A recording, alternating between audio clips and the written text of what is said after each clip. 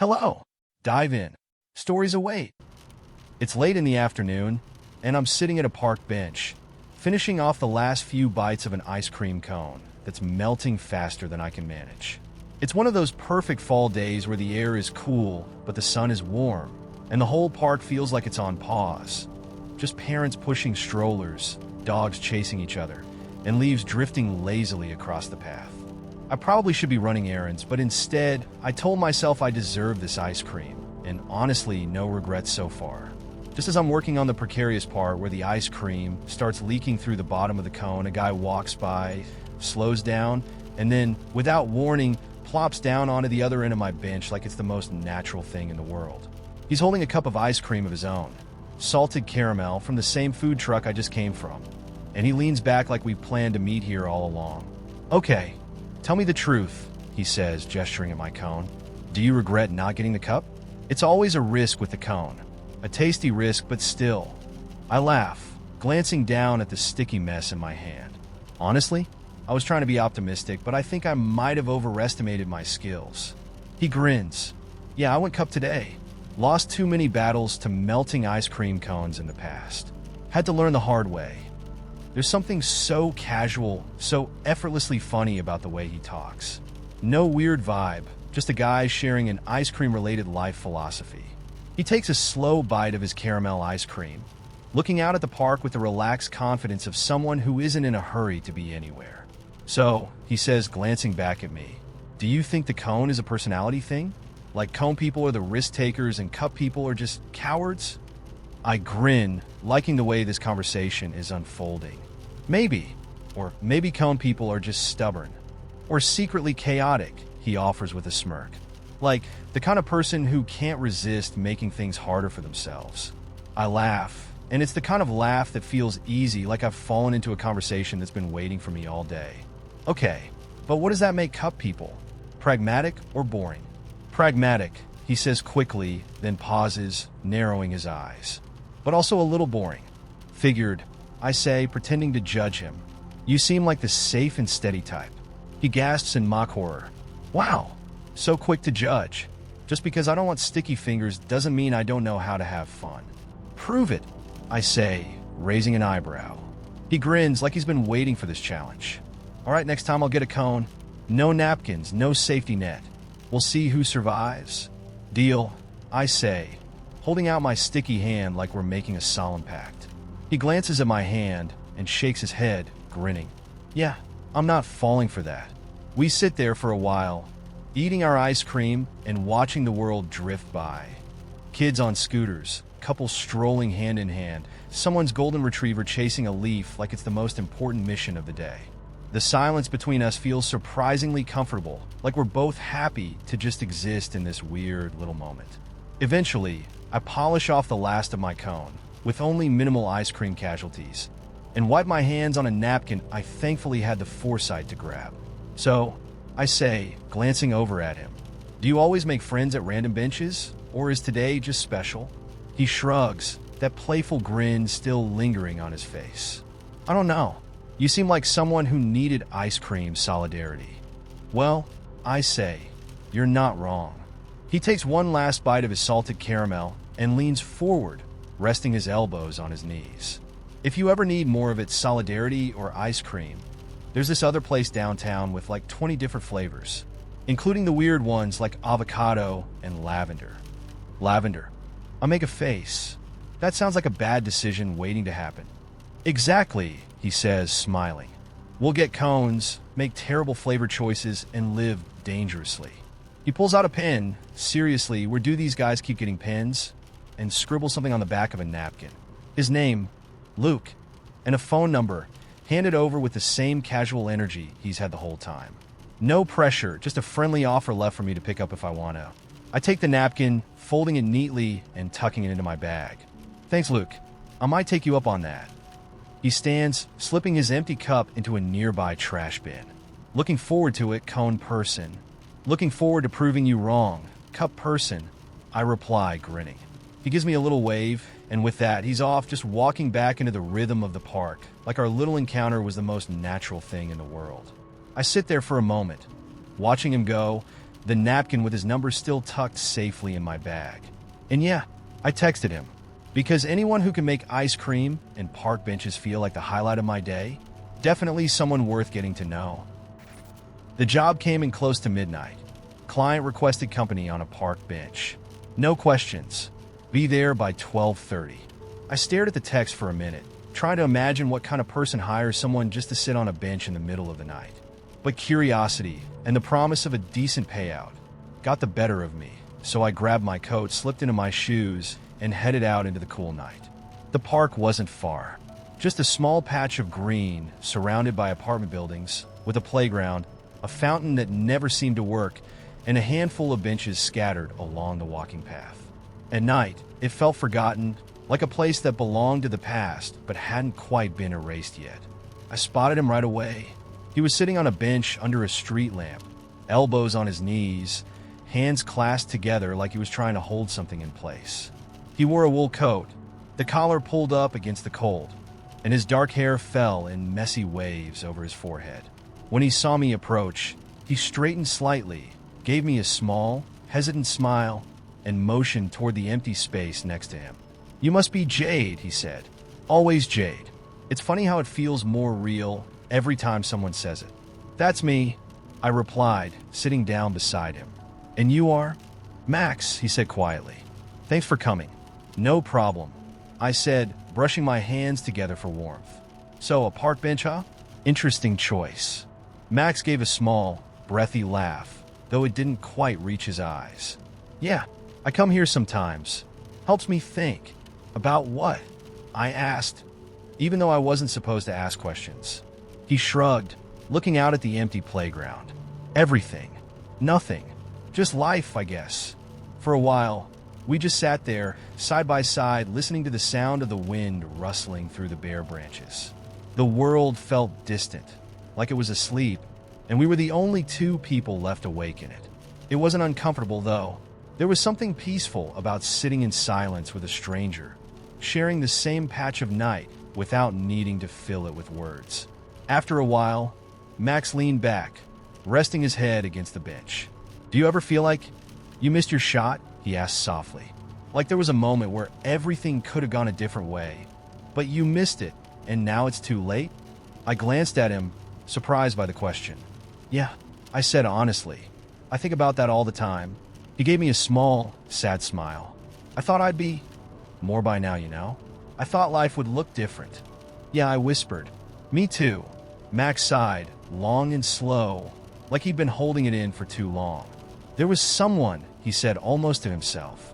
"Years ago, we were young and stupid and in love. I was going to ask her to marry me." "What happened?" I asked quietly, even though I already knew the answer. Max shook his head, a ghost of a smile on his lips. "Life happened.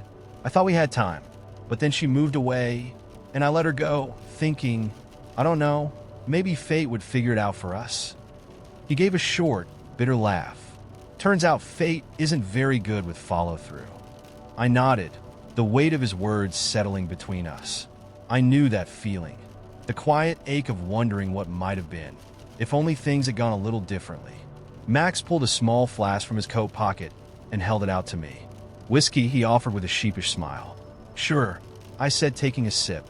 It burned going down, but it was the good kind of burn, the kind that makes you feel alive, even if just for a second. He took a swig himself and exhaled slowly. "I'm not sure why I'm telling you all this," he admitted. "I guess it's easier to say things out loud when the person listening doesn't know the whole story. That's the beauty of strangers," I said with a soft smile. We sat in silence again, the kind of silence that doesn't need to be filled. The playground creaked softly in the wind, and a cat slunk across the path, vanishing into the shadows. "I keep thinking about calling her," Max said suddenly, his voice barely above a whisper, "just to see if she'd pick up. But what if she doesn't? What if it's too late?" I let his words hang in the air for a moment, giving them the weight they deserved. "Or what if it's not?" I said gently. Max looked at me, his eyes soft and sad, like he was carrying years of unspoken things. "What if she's moved on?" "Then at least you'll know," I said. "And maybe that's enough." He nodded slowly, like he was turning the thought over in his mind. "Yeah," he murmured. "Maybe." The night stretched out around us, soft and quiet. Max took another sip from the flask, then offered it to me again. I took it, not because I needed it, but because it felt like a small act of trust. We shared the whiskey in silence, two people sitting on a park bench at the edge of the night, trying to make sense of the things we carried. Eventually, Max let out a slow breath and stood up, stuffing the flask back into his pocket. "I should go," he said, though it sounded more like an apology than a goodbye. "Yeah," I agreed, standing up beside him. "Me too." He pulled an envelope from his coat and handed it to me, his expression grateful but quiet. "Thanks for tonight," he said softly. "For listening." "Anytime," I replied, and I meant it. As Max turned to leave, he hesitated for a moment, glancing back at me. "Do you think it's ever really too late?" he asked, almost like a child asking for reassurance. I smiled, a soft, hopeful smile. "No," I said. "Not if you still care."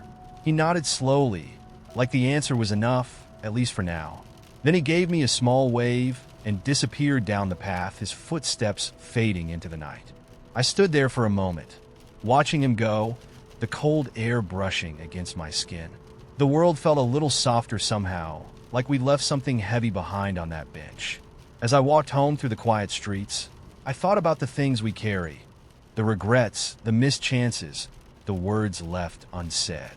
And I realized something. Maybe it's not about fixing everything. Maybe it's just about finding someone to sit with you in the middle of it all, even if only for a little while. And maybe, just maybe, that's enough. Tonight, it was enough. For the past 6 months, I've been pretending I know how to ski. My boyfriend? He lives for the slopes. Winter is his favorite season, and if it snows, the man acts like he's won the lottery. Me? I grew up somewhere with no snow, and the closest I've come to skiing is binge-watching the Winter Olympics from my couch. But when he asked me if I skied, I panicked and said, "Of course, I love skiing." And now, I'm in so deep I'm practically an honorary member of the ski patrol, without actually knowing how to ski. It started when he invited me on a romantic weekend getaway to a ski resort. I figured, how hard can it be? You slide down a hill on 2 sticks, right? I watched a couple of YouTube videos, convinced myself that I'd pick it up on the fly, and even bought a cute ski outfit because if I was going to die on the side of a mountain, I was at least going to look adorable doing it. But nothing could have prepared me for that first run. The bunny slope? Not so cute in person. We strapped on our skis, and he gave me the world's fastest pep talk. "It's easy," he said. "Just pizza to slow down and keep your weight forward." I smiled and nodded, pretending I totally understood what pizza meant in this context. Then, before I could ask any follow-up questions, he pushed off down the hill, gliding effortlessly like a graceful snow leopard.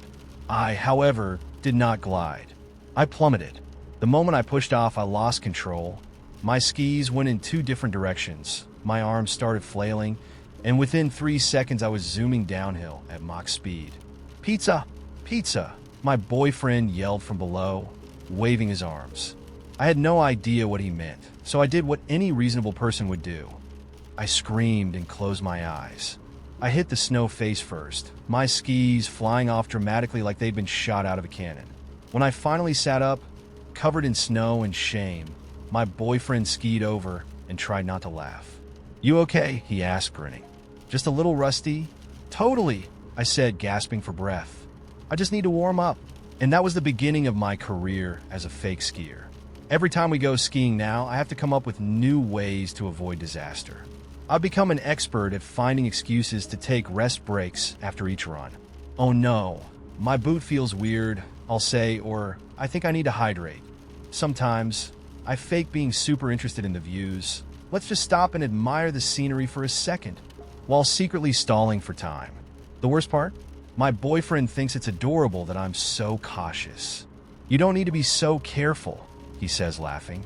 "Just let go and have fun." "Yeah, no thanks." The last time I let go, I ended up tangled in a safety net at the bottom of the hill, looking like a caught tuna. And now he wants to take me on a black diamond run. "It's not as scary as it sounds," he said, grinning from ear to ear. "We'll take it slow." "Slow? On a black diamond?" I'm pretty sure those slopes were designed by the Grim Reaper himself. I've been losing sleep over it for days. I've even started researching how to fake an injury, something low stakes like a sprained wrist that would conveniently take me out of commission for the entire weekend. But every time I think about bailing, I see the excitement in his eyes, and I just can't.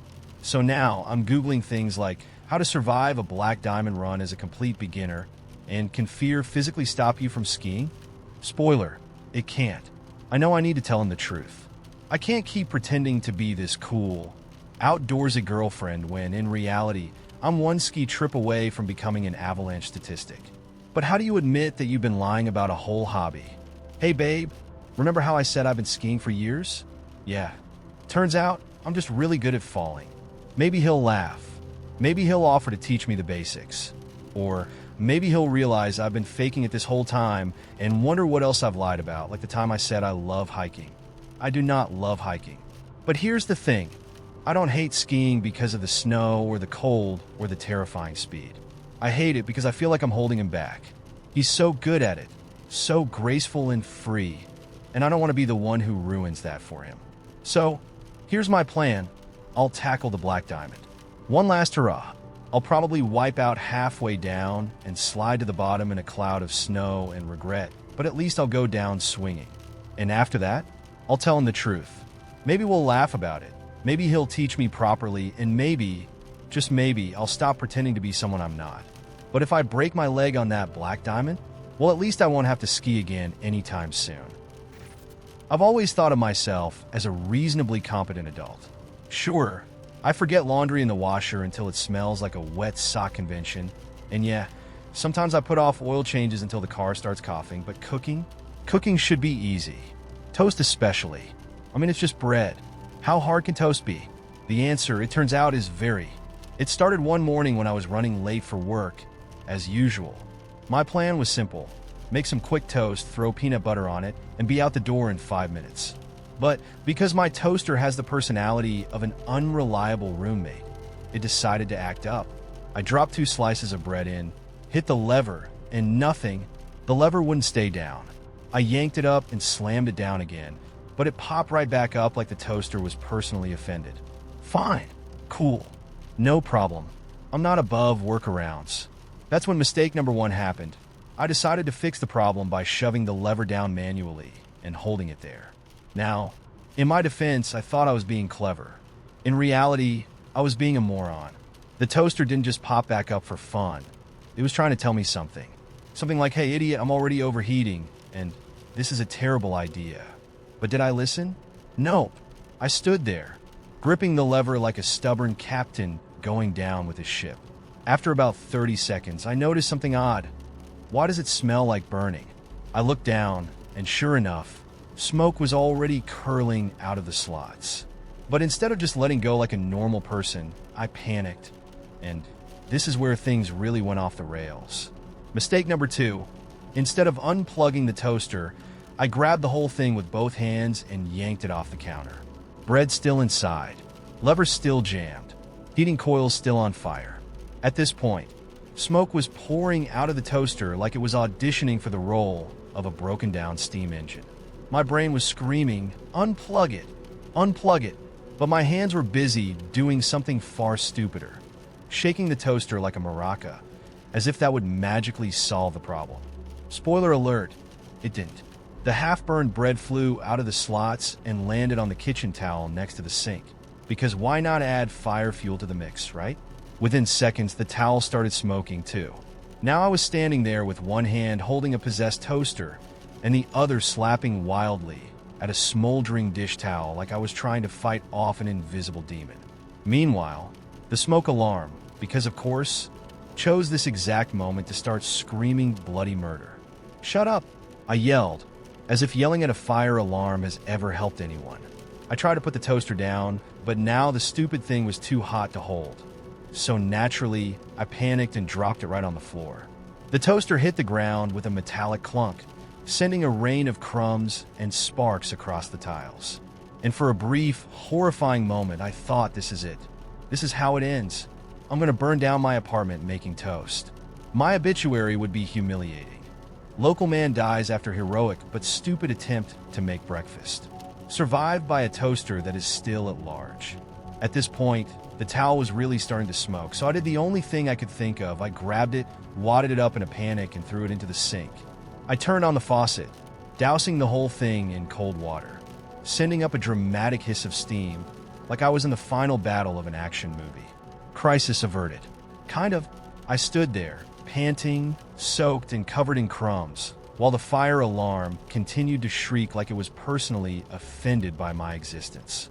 The toaster lay on the floor, still humming ominously, as if it was saying, "This isn't over, punk."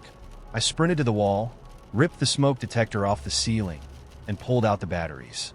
Sweet, sweet silence. Then came the cleanup.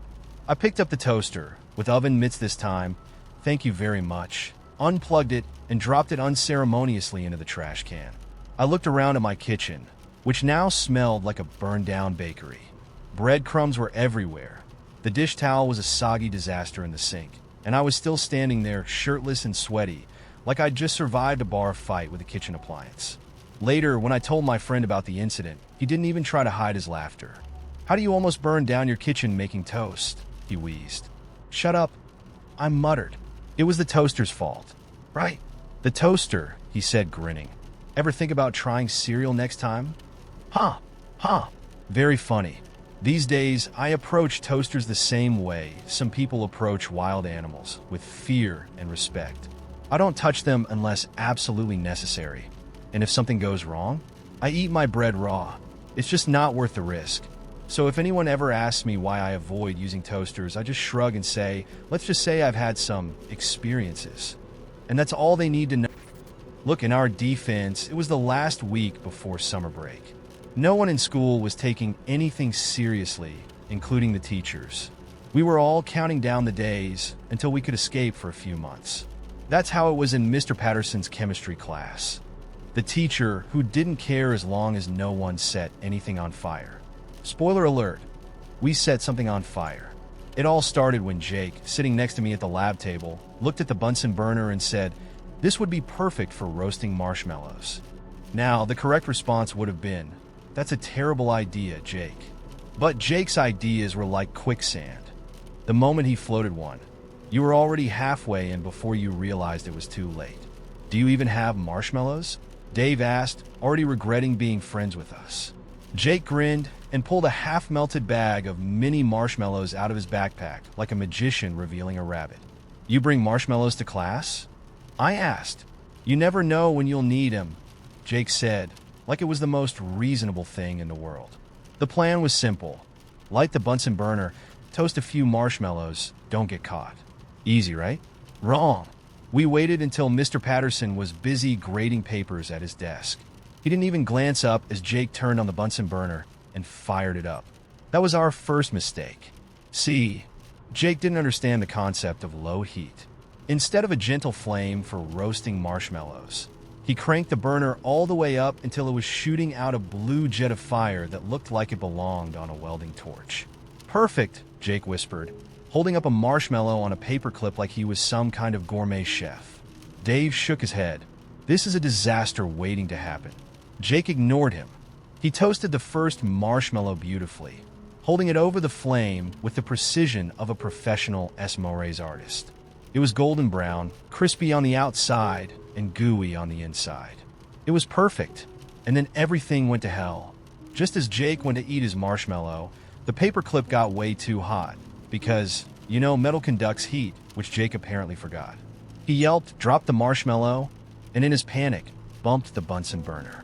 The burner tipped over, shooting fire across the table.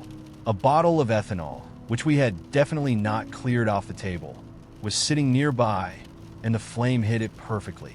Boom. Instant fireball. For a second, none of us moved.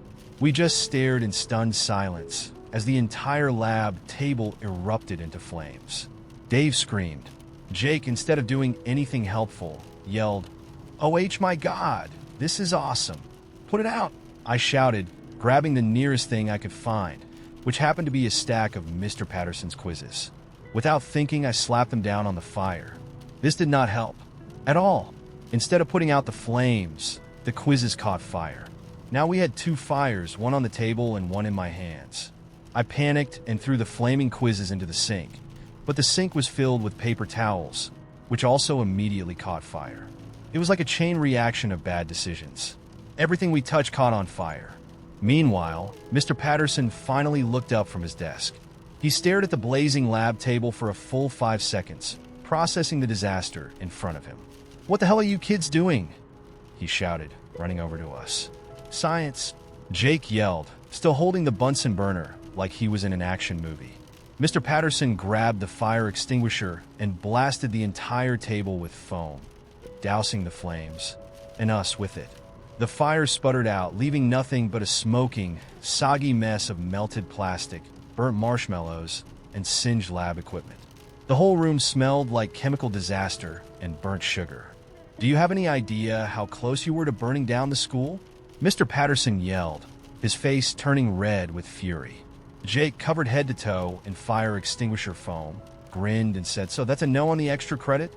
Mr. Patterson looked like he was about 5 seconds away from a heart attack. "Get out. Now. All of you." We grabbed our backpacks and bolted from the classroom before he could change his mind and send us straight to the principal's office. As we sprinted down the hallway, still dripping with foam, Jake was laughing like a maniac. "This was the greatest day of my life," he gasped between fits of laughter. The fallout was exactly what you'd expect. We got detention for a solid week, and were banned from using any lab equipment ever again. Mr. Patterson told us that if he ever saw us near a Bunsen burner, he'd call the fire department before we could light anything. But the story of the great marshmallow fire spread through the school like wildfire, pun intended. By the next day, everyone knew about it. Kids high-fived us in the hallways. Teachers gave us disapproving glares, and even the janitor called us the marshmallow arsonists. Jake, of course, wore it all like a badge of honor. "Hey," he said during detention, "at least we proved one thing." "What?" I asked. Jake grinned, holding up a slightly charred marshmallow. "Fire makes everything taste better." And honestly, he wasn't wrong. It was a nice watch. Silver, sleek, understated, the kind you buy when you want something elegant but not too flashy. The only problem? It wasn't his. I noticed it one morning while Matt was in the shower. His usual watch, an old leather band one I'd given him for his birthday, was nowhere to be seen. Instead, this new one sat on the dresser, next to his wallet and keys. I picked it up, turning it over in my hand. The weight of it felt strange, unfamiliar. Matt wasn't the kind of guy who changed his style without mentioning it. When he came out of the bathroom, towel slung around his waist, I held up the watch. "Where'd this come from?" He glanced at it, his expression unreadable. "Oh, that? It's just something I borrowed from a friend. Forgot to take it off." I raised an eyebrow. "Since when do you borrow watches?" He shrugged, grabbing it from my hand.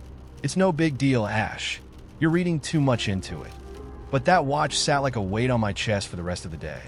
At first, I tried to let it go. People borrow things from friends all the time, right? It didn't have to mean anything. But the thing was, Matt didn't wear new things. He hated change. He didn't even update his phone without whining about how the new software was worse than the old one. And yet, here he was, borrowing a watch I'd never seen, with no explanation that felt right. The seed of doubt was planted, and once it was there, I couldn't unsee the other signs. The late nights at the office, the new habit of locking his phone, the way he'd pull away just a little too quickly when I tried to cuddle on the couch. The watch was just the beginning. One evening, a week after I found the watch, Matt told me he had another late night at work. It was becoming a pattern. These long evenings where he'd come home smelling like cologne that wasn't his. I wanted to ask him why, but I was too afraid of the answer. So instead, I waited. Around 9 o'clock, I opened the app we use to share our locations. Not to snoop, I told myself, just to ease my mind, except his little duck wasn't at the office. It was at a bar across town. My stomach twisted, my hands clammy as I stared at the screen. I told myself it could be a work outing, maybe a client meeting, but I knew better. I sat there for a long moment, my heart pounding, before I grabbed my coat and keys. I needed to see for myself. When I arrived at the bar, the place was crowded and noisy, filled with groups of people laughing over cocktails. I scanned the room, my heart hammering in my chest, hoping, praying, that I'd walk in and see Matt sitting with his coworkers. But what I saw instead made my stomach drop. He was there, sitting in a booth near the back, his arm draped over the shoulders of a woman I didn't recognize. And she was wearing his old leather watch. I stood frozen in the doorway, every nerve in my body screaming at me to walk away. But I couldn't. I couldn't look away from the way they leaned into each other, the way she smiled at him like he belonged to her. The world around me faded, the noise of the bar turning into a dull hum. All I could see was them, Matt, and the life he was living behind my back. I thought about all the nights I'd stayed up, waiting for him to come home. All the times I believed his excuses, told myself I was being paranoid. And now here it was the truth sitting right in front of me. I walked toward the booth before I could stop myself. Matt didn't notice me at first. He was too busy whispering something in her ear. But when he finally looked up and saw me standing there, his face went pale. "Ash," he started, pulling his arm away from the woman like that would make a difference. The woman looked at me, confused, then back at Matt. "Who's this?" she asked, frowning. I smiled, cold, brittle. "I'm his girlfriend." Her eyes widened, and she slid away from him, muttering something under her breath. But I didn't care about her. I only had eyes for Matt. "Work meeting, huh?" I said softly, my voice steady despite the storm raging inside me. He opened his mouth, scrambling for words, but I shook my head. "Don't," I whispered. "Just don't." For a moment, the three of us sat in that heavy silence, the truth hanging between us like a noose. I could see the apology forming on Matt's lips, the excuses and half-truths he was about to spin. But I didn't want to hear it. I reached out, plucked the old leather watch from the woman's wrist, and turned it over in my hand. "You gave her my watch," I said quietly. "Wow, Matt, that's cold." His face crumpled, panic flashing in his eyes. "Ash, please. It's not what you think." I laughed then, a sharp, bitter sound that surprised even me. "It's exactly what I think."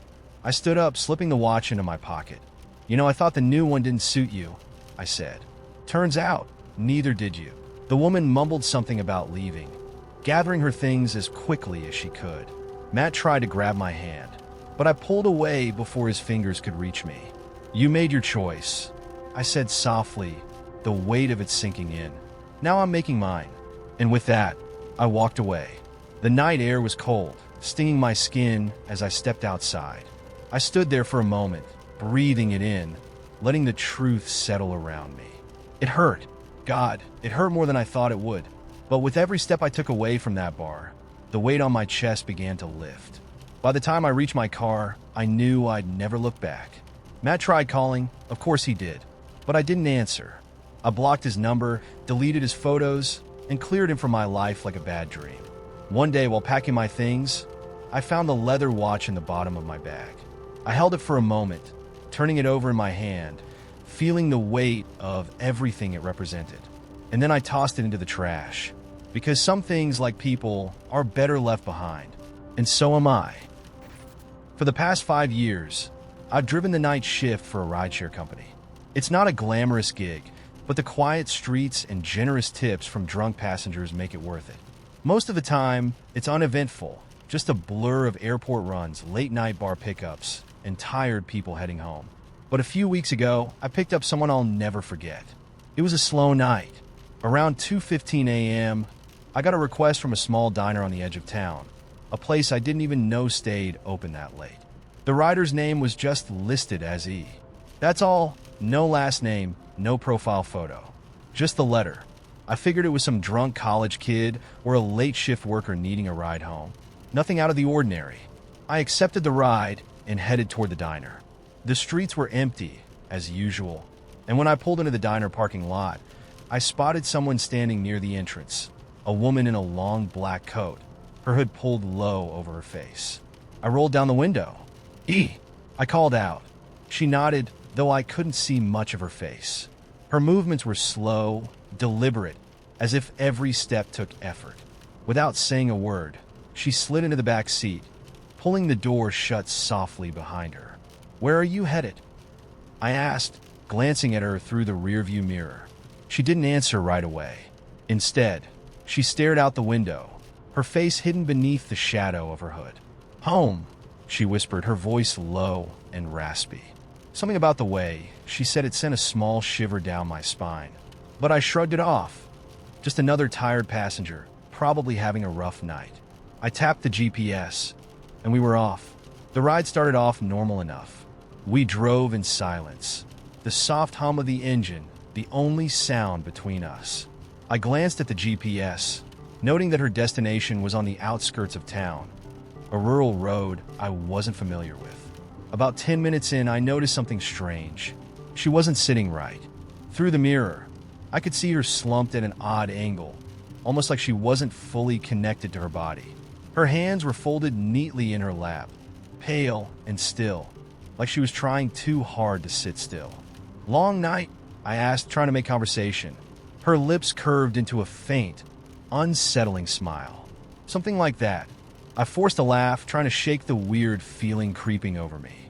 But then I noticed something else, her reflection. In the mirror, her face looked wrong.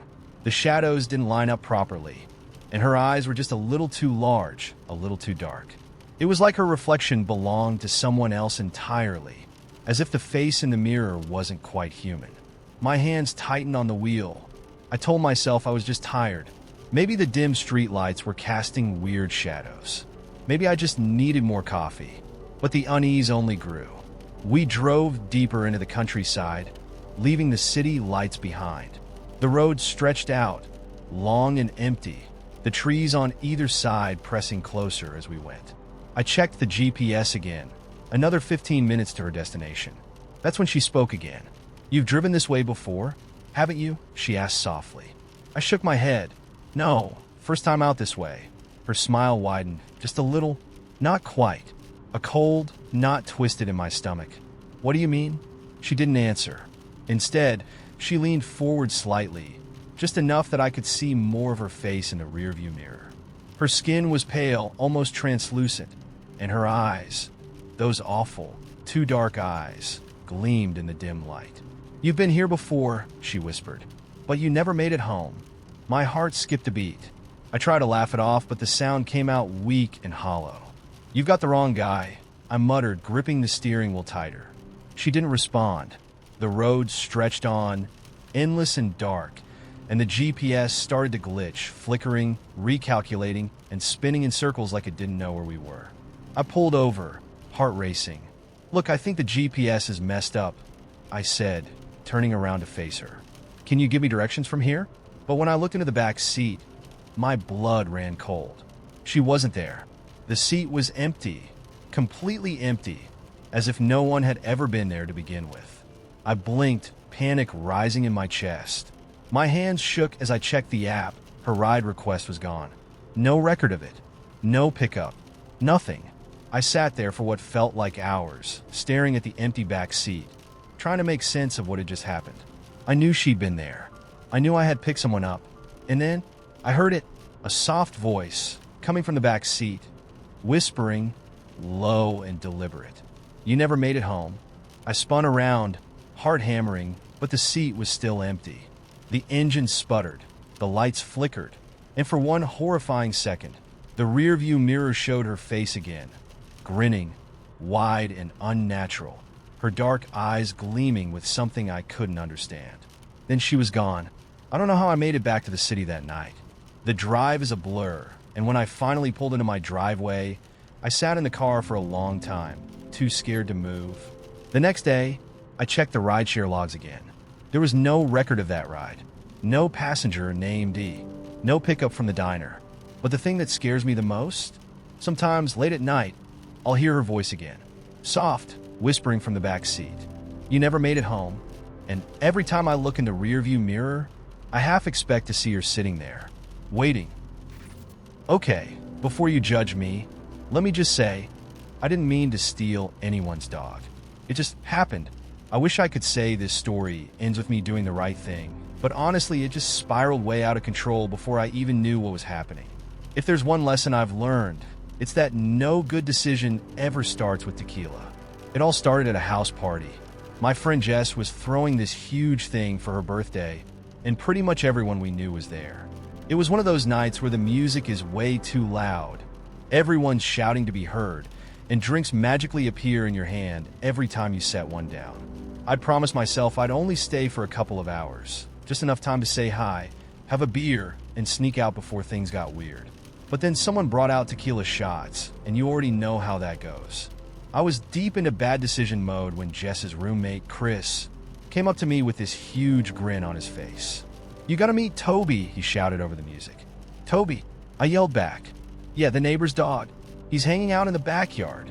Now, sober me would have thought, why is someone's neighbor's dog at a party? But tequila drunk me thought, hell yes, I want to meet a dog. I stumbled out into the backyard, and there he was, Toby, the happiest golden retriever I'd ever seen, wagging his tail like he was having the time of his life. He was wearing this ridiculous little bandana around his neck, and I immediately fell in love. "Look at this good boy," I slurred, dropping to my knees to pet him. Toby loved the attention. He licked my face, wagged his tail even harder, and immediately rolled onto his back for belly rubs. It was like meeting my soulmate, but in dog form. "This dog rules," I told Chris, who was laughing way too hard. "I'm taking him with me." Now, in my defense, I didn't really mean it. It was just one of those things you say when you're drunk and think you're funny. But Chris, who was equally wasted, thought it was a great idea. "Dude, do it," he said, grinning. "Nobody will even notice." And because tequila makes everything seem like a good plan, I said, "Screw it. Let's go." The next thing I knew, I was walking down the street with Toby on a leash I found hanging by the back door. I don't even remember leaving the party. I just remember thinking, this is amazing. I have a dog now. Toby was loving every second of it, trotting along beside me like we were old friends on an adventure. I, meanwhile, was half convinced that this was the start of some beautiful new chapter in my life. Maybe I'll just keep him, I thought. What's one more responsibility? Spoiler, a lot more responsibility. About 20 minutes into our walk, the tequila started to wear off, and reality hit me like a slap in the face. I was standing on a street corner in the middle of the night with someone else's dog. A dog that was definitely not mine. What the hell am I doing? I muttered, looking down at Toby. He just wagged his tail and stared up at me like, "I don't know, dude, but I'm having a great time." I knew I had to get him back to the party before anyone noticed he was missing. But when I turned around, I realized I had no idea where I was. I'd wandered way too far from Jess's house, and now I was standing in the middle of a neighborhood that looked identical in every direction. "Crap," I whispered. Toby, sensing my panic, just sat down on the sidewalk, panting happily. At that moment, I considered my options. I could try to retrace my steps and find Jess's house, but the chances of that working were slim. I could call Chris and ask for directions, but I was not in the mood to explain why I was wandering the streets with a stolen golden retriever. And this was the tequila still speaking, I could keep the dog and figure things out later. Guess which option I chose? I ended up taking Toby to my apartment. I know, this was an objectively terrible idea, but in my tequila-fueled brain, it made perfect sense. I'll just let him crash at my place for the night, I thought. I'll bring him back in the morning, and nobody will even notice he's gone.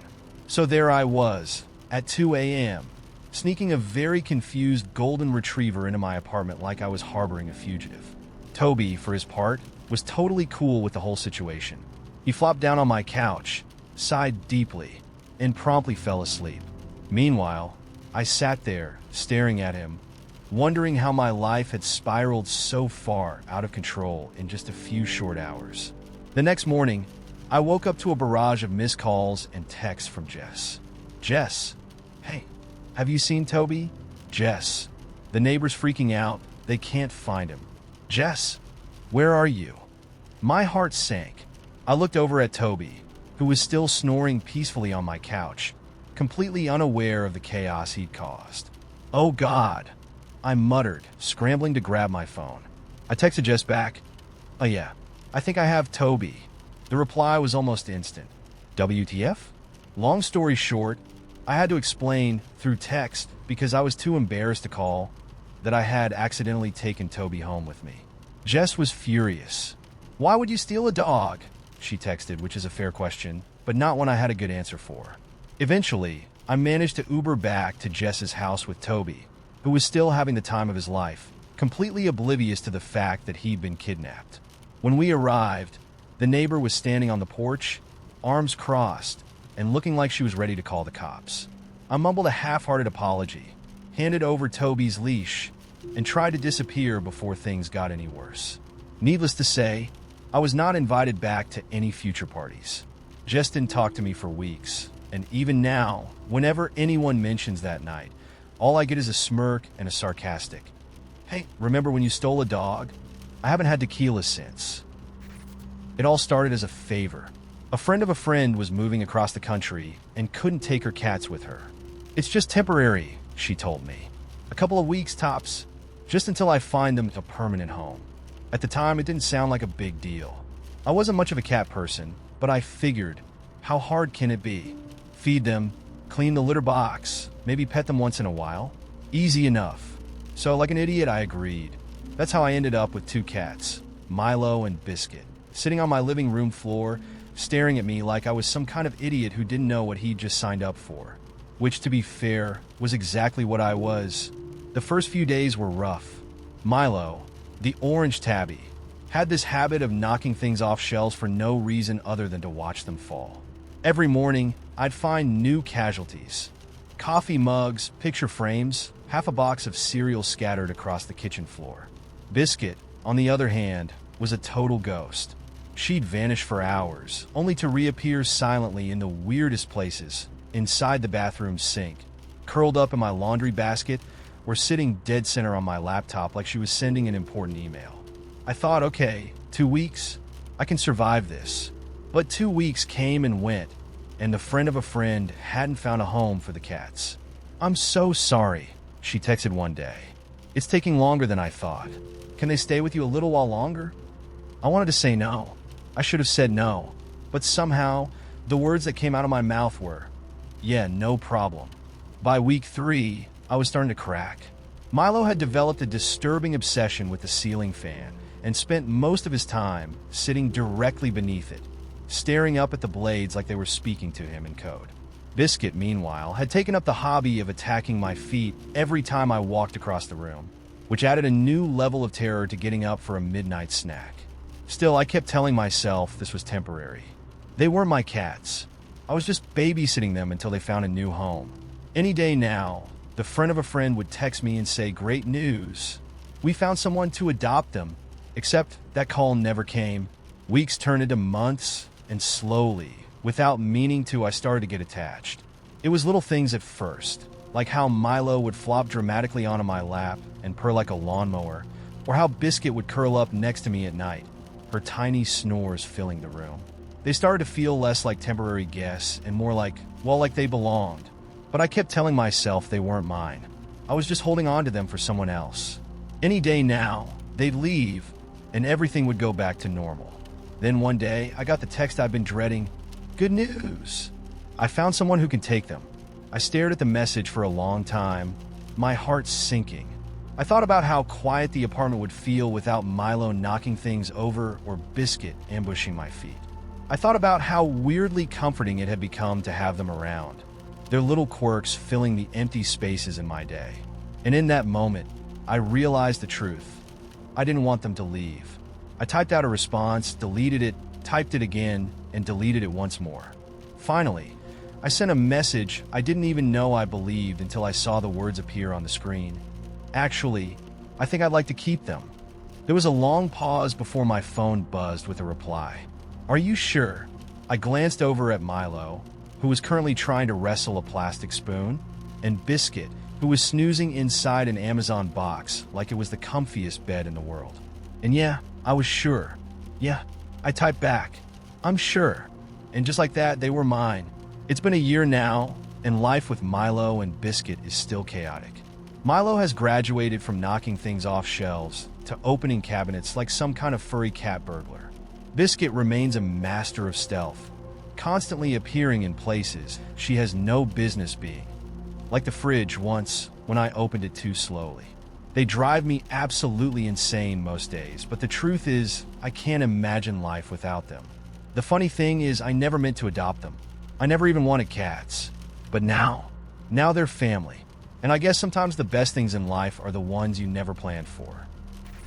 If you've never had a full-blown existential crisis in a public restroom, let me tell you, it's not as fun as it sounds.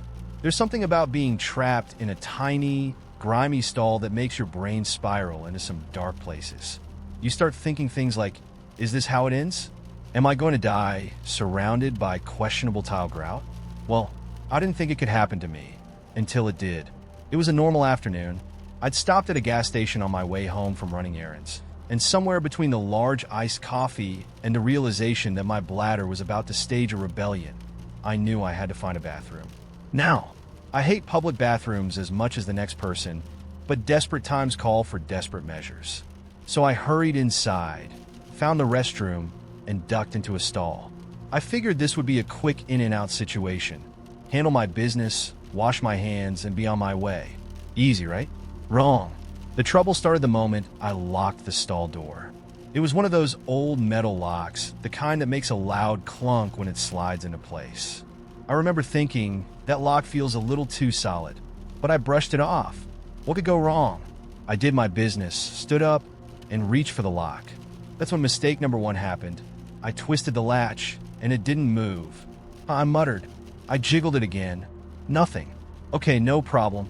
Just took a little I thought. I grabbed the latch with both hands, bracing my foot against the wall, and gave it a good yank.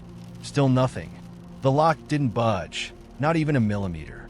It was like someone had welded it shut. That's when the panic started creeping in. Okay, no big deal, I whispered to myself, because clearly talking to yourself helps when you're locked in a bathroom stall.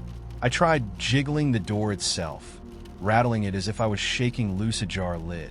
Nothing. It was completely stuck. At that point, I realized two things. One, I was trapped. Two, I was trapped in the world's sketchiest bathroom. I pulled out my phone to call for help, only to see my worst nightmare. 1% battery. Perfect. I tried to make a quick call to my friend, but just as I hit the call button, the screen went black. Dead. Just like me, apparently. Now it was just me, the stall, and my increasingly anxious thoughts. I glanced around, hoping to spot some kind of escape route. Like maybe the ceiling tiles would magically lift away, Mission Impossible style. No luck. The walls went all the way up, and the space beneath the door was way too small to crawl through. I crouched down and peeked under the stall door, hoping to see anyone, who could rescue me. But the bathroom was empty, and the flickering fluorescent light overhead made everything feel eerily final. It was just me and this stupid metal prison. At this point, my brain had fully committed to worst-case scenario mode. What if no one finds me? What if I'm stuck in here for hours? What if I have to live the rest of my life in this stall like some kind of bathroom cryptid? I gave the door one last, desperate kick, hoping brute force would save me. It didn't. All I got was a sharp clang that echoed through the bathroom, mocking me. Now I was sweaty, frustrated, and low-key convinced that the lock was cursed. That's when mistake number two happened. I tried to climb over the top of the stall. Look, I know it wasn't my best idea, but I was desperate. I braced one foot on the toilet, the other on the toilet paper dispenser, and hoisted myself up. For a brief moment, I felt triumphant, like I was about to outsmart the entire bathroom industry. But then the toilet paper dispenser gave out with a loud crack, and I fell. Hard. I landed flat on my back, knocking the wind out of myself and banging my elbow against the wall. The whole stall rattled violently, making an unholy clang-clang-clang noise that echoed through the bathroom like a death knell. I lay there for a second, gasping for air, wondering how much lower my life could sink. My elbow throbbed, my pride was shattered, and the lock, still stuck. Just as I was accepting my fate, the door to the bathroom swung open, and a random stranger walked in. We locked eyes through the crack between the stall door and the wall. "Are you okay in there?" he asked, looking concerned but also understandably amused. "No," I blurted out, still sprawled on the floor like a defeated turtle. "I'm trapped. The door won't open." The guy stared at me for a moment, clearly debating whether this was actually happening or if he'd stumbled into some weird fever dream. But to his credit, he walked over and gave the stall door a firm pull. The door popped open immediately, just like that. No struggle, no effort, just a simple click and swing. The lock wasn't even broken. It was just stubborn. I sat there on the floor, stunned and humiliated, as the stranger gave me a sheepish smile. "There you go," he said casually, like he hadn't just rescued me from my porcelain prison. "Thanks," I muttered, brushing myself off and limping out of the stall. I tried to act normal, but let's be honest, there's no cool way to recover from that situation. As I washed my hands at the sink, I caught a glimpse of myself in the mirror, disheveled, sweaty, and nursing what was definitely going to be a bruise on my elbow. I looked like someone who had just survived a near-death experience, and in a way I had. To this day, I avoid public restrooms whenever possible. If I absolutely have to use one, I leave the stall door slightly ajar, just in case. And if anyone asks why I don't lock bathroom doors anymore, I just smile and say, let's just say I've had some experiences.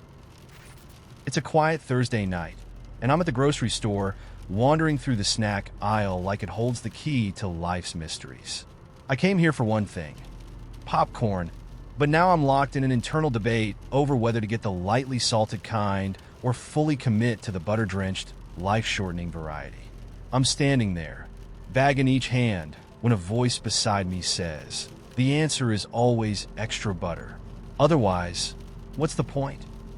I look over, and there's a guy leaning on his cart like he's got all the time in the world. He's wearing a hoodie and beat-up sneakers, his hair slightly tousled in a way that suggests he either ran his hands through it or gave up on brushing it entirely. There's an easy grin on his face, the kind that makes you feel like you're already sharing an inside joke. I laugh, holding up both bags. "So, you're saying I should embrace the chaos?" "Exactly," he says, nodding seriously. "If you're gonna eat popcorn, might as well make it worth it." There's something disarming about him, like talking to a friend you didn't know you had. He's got a couple of random items in his cart: a box of cereal, a six-pack of sparkling water, and, most intriguingly, a giant bag of gummy worms. "Big night ahead?" I ask, nodding toward his cart. He looks down at his haul, then grins. "Oh, you know, the usual. Cereal for dinner, gummy worms for dessert. Just living the dream." I can't help but laugh. I respect the dedication. He leans a little closer, lowering his voice like we're sharing a secret. "Between you and me, the gummy worms are actually for a very high-stakes movie marathon." "Oh," I ask, intrigued. "What's on the lineup?" "All right, hear me out," he says, holding up a hand. "It's a mix of so bad it's good movies and childhood classics. We're talking Tremors, Jumanji, and maybe some Sharknado if things get wild." That's oddly perfect. I admit, genuinely impressed. "You've clearly thought this through." He shrugs with a grin. "What can I say? Some people train for marathons. I train for watching movies." I laugh again, and just like that, the awkwardness that usually comes with talking to strangers in grocery stores melts away. It's easy, natural, the kind of conversation that feels like we've known each other for longer than a couple of minutes.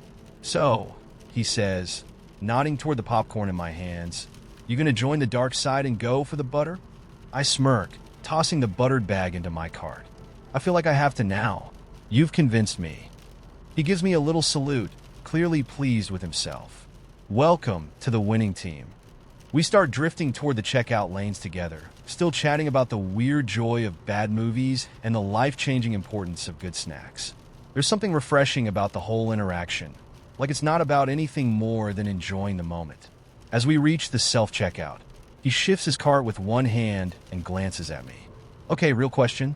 Do you think gummy worms count as a valid snack for all movie genres? Or should I switch to something more sophisticated for, say, Lord of the Rings?" I grin. Gummy worms are universal. They belong in every movie marathon, no exceptions. "Glad we're on the same page," he says, scanning his cereal with the kind of exaggerated concentration usually reserved for brain surgery.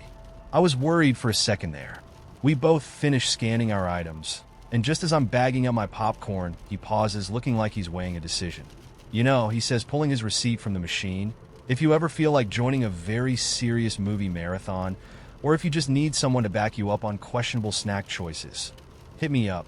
He pulls a pen. "Seriously, how do all these guys have pens?"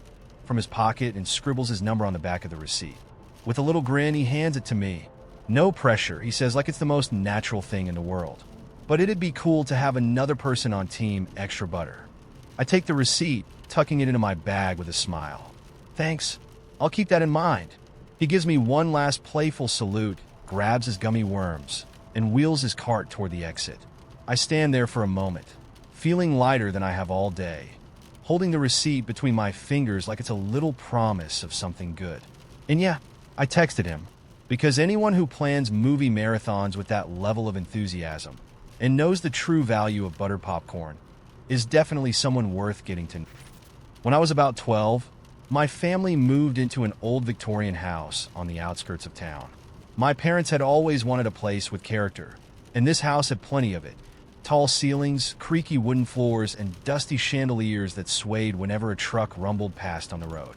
It even had one of those narrow attic staircases hidden behind a door at the end of the upstairs hallway, which I thought was pretty cool at the time. But there was one room in the house that none of us liked. It was a small, windowless room tucked at the very back of the second floor, just across from my bedroom. It had been used as a storage space by the previous owners, filled with old furniture and boxes piled to the ceiling. And it smelled faintly of mildew, like it hadn't been aired out in years. From the moment we moved in, something about that room felt wrong. At first, it was just a feeling, like the air in there was heavier than in the rest of the house, thick and stale, as if it hadn't been disturbed in a long, long time. Even my parents commented on it, how strange it was that a room could feel so off. But things got weirder after we cleaned it out. My mom wanted to turn the room into a little office, so we spent a weekend hauling out the old furniture and boxes. As soon as the room was empty, I felt that strange sensation intensify. It was like the space didn't want us there, like we were trespassing on something we couldn't see. That night, I woke up around midnight to a strange sound. Whispers. At first, I thought I was dreaming, but as I sat up in bed, the sound became clearer, soft, hurried whispers, coming from the direction of the small room across the hall. I froze, my heart pounding. It wasn't just one voice. It sounded like several people, murmuring urgently, their words too garbled to understand. I sat perfectly still, listening, trying to make sense of what I was hearing. But the longer I listened, the more I realized the voices weren't coming from inside the room. They were coming from the walls. The whispers continued for what felt like hours, rising and falling, overlapping in a strange, chaotic rhythm. I was too terrified to move, let alone go investigate, so I stayed under the covers, hoping they'd stop. Eventually, the whispers faded, leaving the room in eerie silence. The next morning, I told my parents what I'd heard. They gave each other a worried look, but brushed it off, saying it was probably the old pipes or the wind. But I knew it wasn't. Over the next few nights, the whispers came back, always at the same time, just after midnight. They would start softly, barely audible, and then grow louder and more frantic, as if the voices were arguing with each other. I tried to tell myself it was just my imagination, but deep down, I knew the truth. There was something wrong with that room. One night, curiosity got the better of me. I waited until the whispers started, then slipped out of bed, heart pounding, and crept toward the door of the small room. The air grew colder the closer I got, like I was stepping into a space that didn't belong to this world. The whispers grew louder, more insistent, and I could feel something in the air, an energy that made my skin crawl. I reached the door, my hand trembling as I turned the knob. The whispers stopped. I froze, holding my breath. For a moment, everything was completely silent. Then, just as I started to pull the door open, I heard a voice, a single, clear whisper, right in my ear. "Don't let them out." I slammed the door shut and ran back to my room, shaking so badly I could barely breathe. I didn't sleep at all that night, and the next morning, I told my parents everything. My mom looked worried, but my dad tried to brush it off again, saying the house was old, and old houses make strange noises. But I could tell by the way he avoided looking at me that he didn't believe his own words. That evening, my mom decided to put a lock on the door to the small room, just to make me feel better. I watched as she screwed the latch into place, her hands shaking slightly. When she was done, she gave me a weak smile and said, "See, nothing to worry about." But that night, the whispers came again. And this time, they were louder than ever. They weren't just coming from the walls anymore. They were coming from inside the room. I could hear them clearly through the door, angry and desperate, like the voices were fighting to get out. The door rattled on its hinges, as if something on the other side was pushing against it, trying to break through. I covered my ears and curled under the blankets, praying for it to stop. Then, just as suddenly as they had started, the whispers stopped. The silence was worse than the noise. I stayed awake until morning, too scared to move. When the first rays of sunlight crept through my window, I finally gathered the courage to get up and check the door. The lock was broken. The screws had been ripped clean out of the wood, and the door was hanging slightly open, just enough to see inside. The room was empty, but scratched into the wood on the back of the door were 3 words. "We are free." We moved out of that house a week later. My parents said it was because the commute to work was too far, but I knew the real reason. And every once in a while, late at night, I'll wake up to the sound of whispers, soft, hurried voices, just outside my bedroom door. I never open it, and I never will. When I was about 12, my family moved into an old Victorian house on the outskirts of town. My parents had always wanted a place with character, and this house had plenty of it. Tall ceilings, creaky wooden floors, and dusty chandeliers that swayed whenever a truck rumbled past on the road. It even had one of those narrow attic staircases hidden behind a door at the end of the upstairs hallway, which I thought was pretty cool at the time. But there was one room in the house that none of us liked. It was a small, windowless room tucked at the very back of the second floor, just across from my bedroom. It had been used as a storage space by the previous owners, filled with old furniture and boxes piled to the ceiling. And it smelled faintly of mildew, like it hadn't been aired out in years. From the moment we moved in, something about that room felt wrong. At first, it was just a feeling, like the air in there was heavier than in the rest of the house, thick and stale, as if it hadn't been disturbed in a long, long time. Even my parents commented on it. How strange it was that a room could feel so off. But things got weirder after we cleaned it out. My mom wanted to turn the room into a little office, so we spent a weekend hauling out the old furniture and boxes. As soon as the room was empty, I felt that strange sensation intensify. It was like the space didn't want us there, like we were trespassing on something we couldn't see. That night, I woke up around midnight to a strange sound. Whispers. At first, I thought I was dreaming, but as I sat up in bed, the sound became clearer, soft, hurried whispers coming from the direction of the small room across the hall. I froze, my heart pounding. It wasn't just one voice. It sounded like several people, murmuring urgently, their words too garbled to understand. I sat perfectly still, listening, trying to make sense of what I was hearing. But the longer I listened, the more I realized the voices weren't coming from inside the room. They were coming from the walls. The whispers continued for what felt like hours, rising and falling, overlapping in a strange, chaotic rhythm. I was too terrified to move, let alone go investigate. So I stayed under the covers, hoping they'd stop. Eventually, the whispers faded, leaving the room in eerie silence. The next morning, I told my parents what I'd heard. They gave each other a worried look, but brushed it off, saying it was probably the old pipes or the wind. But I knew it wasn't. Over the next few nights, the whispers came back, always at the same time, just after midnight. They would start softly, barely audible, and then grow louder and more frantic, as if the voices were arguing with each other. I tried to tell myself it was just my imagination, but deep down, I knew the truth. There was something wrong with that room. One night, curiosity got the better of me. I waited until the whispers started, then slipped out of bed, heart pounding, and crept toward the door of the small room.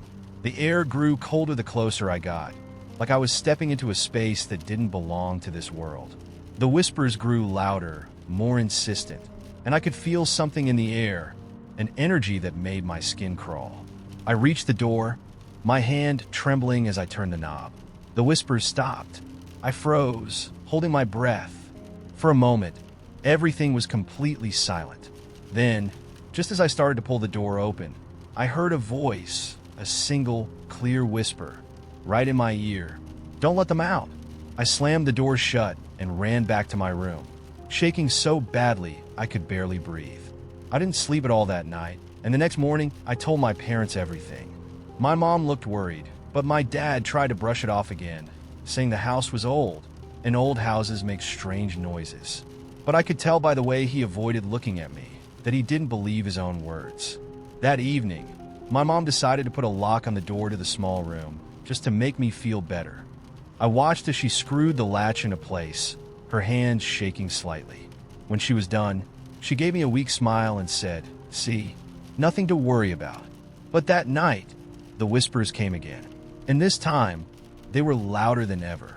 They weren't just coming from the walls anymore. They were coming from inside the room. I could hear them clearly through the door, angry and desperate, like the voices were fighting to get out. The door rattled on its hinges, as if something on the other side was pushing against it, trying to break through. I covered my ears and curled under the blankets, praying for it to stop. Then, just as suddenly as they had started, the whispers stopped. The silence was worse than the noise. I stayed awake until morning, too scared to move. When the first rays of sunlight crept through my window, I finally gathered the courage to get up and check the door. The lock was broken.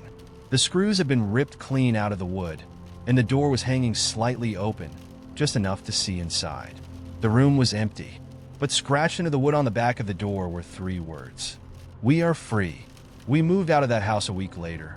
My parents said it was because the commute to work was too far, but I knew the real reason. And every once in a while, late at night, I'll wake up to the sound of whispers, soft, hurried voices just outside my bedroom door. I never open it, and I never will. The job came through with almost no detail. Client wants company. No agenda. Meet at 9 p.m. Room 415, Greenlight Motel. That was it. No promises, no hints, just a cheap motel on the edge of the city. I hesitated before saying yes. Motel jobs were always unpredictable. You never knew if you were walking into something easy or something heavy.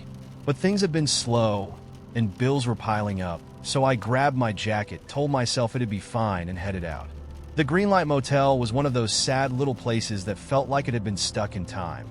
Faded signs, flickering neon, cracked pavement in the parking lot. The kind of place where people checked in when they had nowhere else to go. I stood outside room 415 for a second, wondering what kind of story waited on the other side of that door. Then I knocked. It opened slowly, like whoever was on the other side wasn't entirely sure they wanted company after all. And when I saw him, I knew instantly that this wasn't going to be a job I'd forget anytime soon. He was sitting on the edge of the bed, head bowed, hands clasped together between his knees. He looked to be in his early 40s, maybe with a messy beard and tired blue eyes that carried the weight of someone who'd had too many long nights.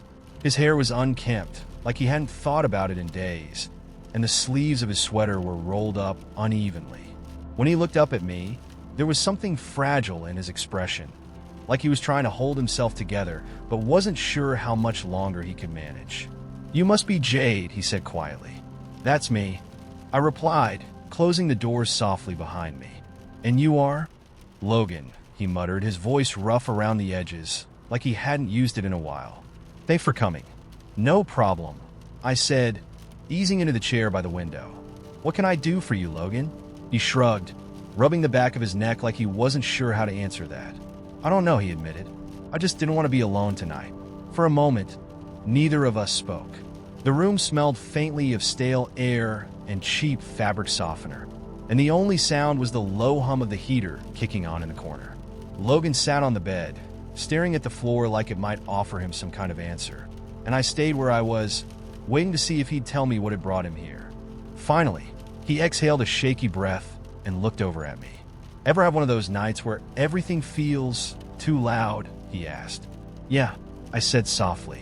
"I know what you mean." He gave a small, bitter laugh. "It's been one of those nights for a while now." I didn't press him. Some people need time to untangle their thoughts before they can speak them out loud. Instead, I sat there quietly, letting him know I wasn't going anywhere. And slowly, little by little, Logan began to talk. He told me about his brother, how they'd grown up inseparable, best friends who always had each other's backs. And then one day, life happened. His brother moved to a different state, started a family, and drifted away the way people do when distance and time get in the way. They kept in touch for a while, sporadic calls, occasional texts. But one day the call stopped. And now it had been 3 years since they last spoke. I kept meaning to call him, Logan said quietly, his voice thick with regret. But I don't know. I thought there'd always be time. I nodded, my heart aching with the familiarity of it. It's easy to tell yourself there's time, until there isn't. Logan rubbed his hands together, as if trying to warm them. I found out yesterday he passed away. Stroke. His voice cracked on the word, and for a moment, he looked like he might shatter completely. 44 years old, and I didn't even know he was sick. I'm sorry, I whispered, the words feeling small but sincere. Logan swallowed hard, trying to steady himself. I thought I'd have more time. God, I don't even know what I thought.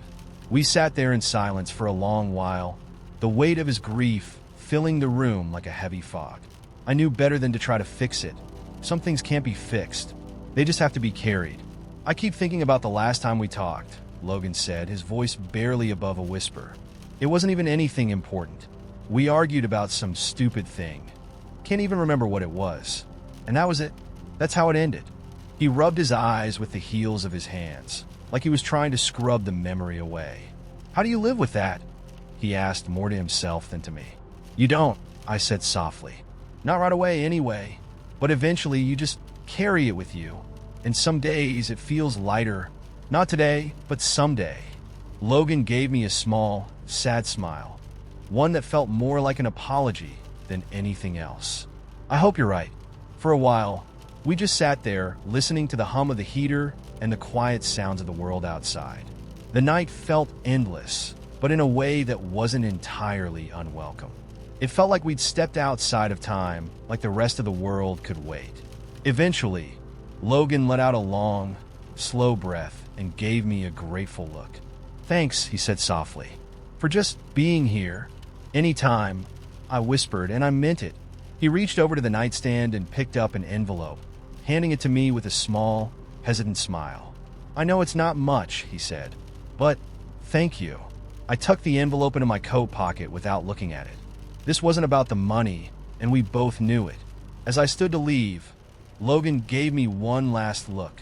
Tired, sad, but somehow lighter, like maybe the weight of the night didn't feel quite so unbearable anymore. Take care of yourself, Logan, I said softly, resting a hand on the door.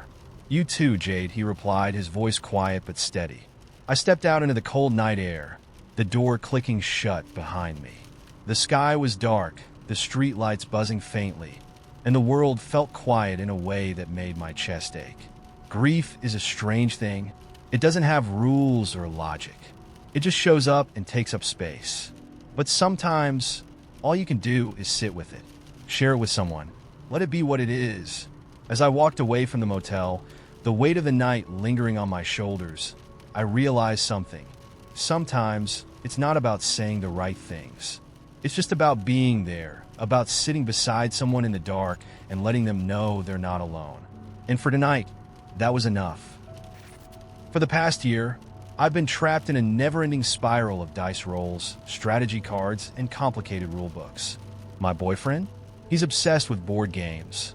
And not the fun, light ones like Uno or Monopoly. No, we're talking about epic strategy games that come with 40-page manuals and take hours to play.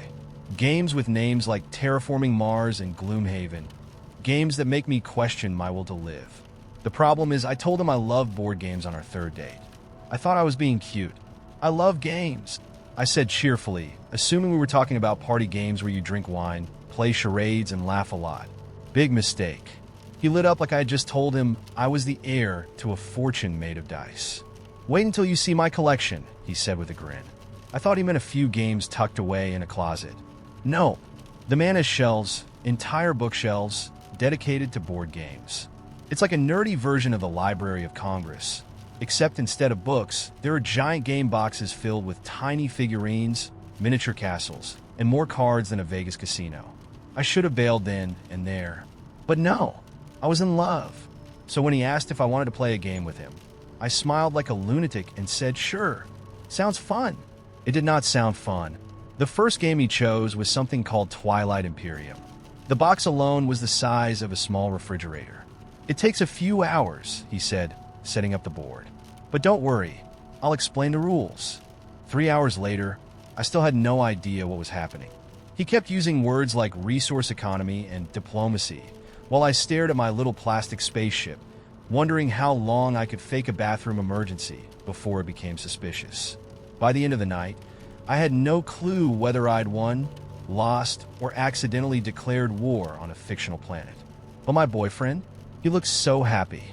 "You're a natural," he said, kissing my forehead. I smiled, thinking, oh God, what have I done? Since then, board game night has become a weekly tradition. Every Friday, I sit at the table, pretending to understand complex game mechanics while slowly losing my will to live.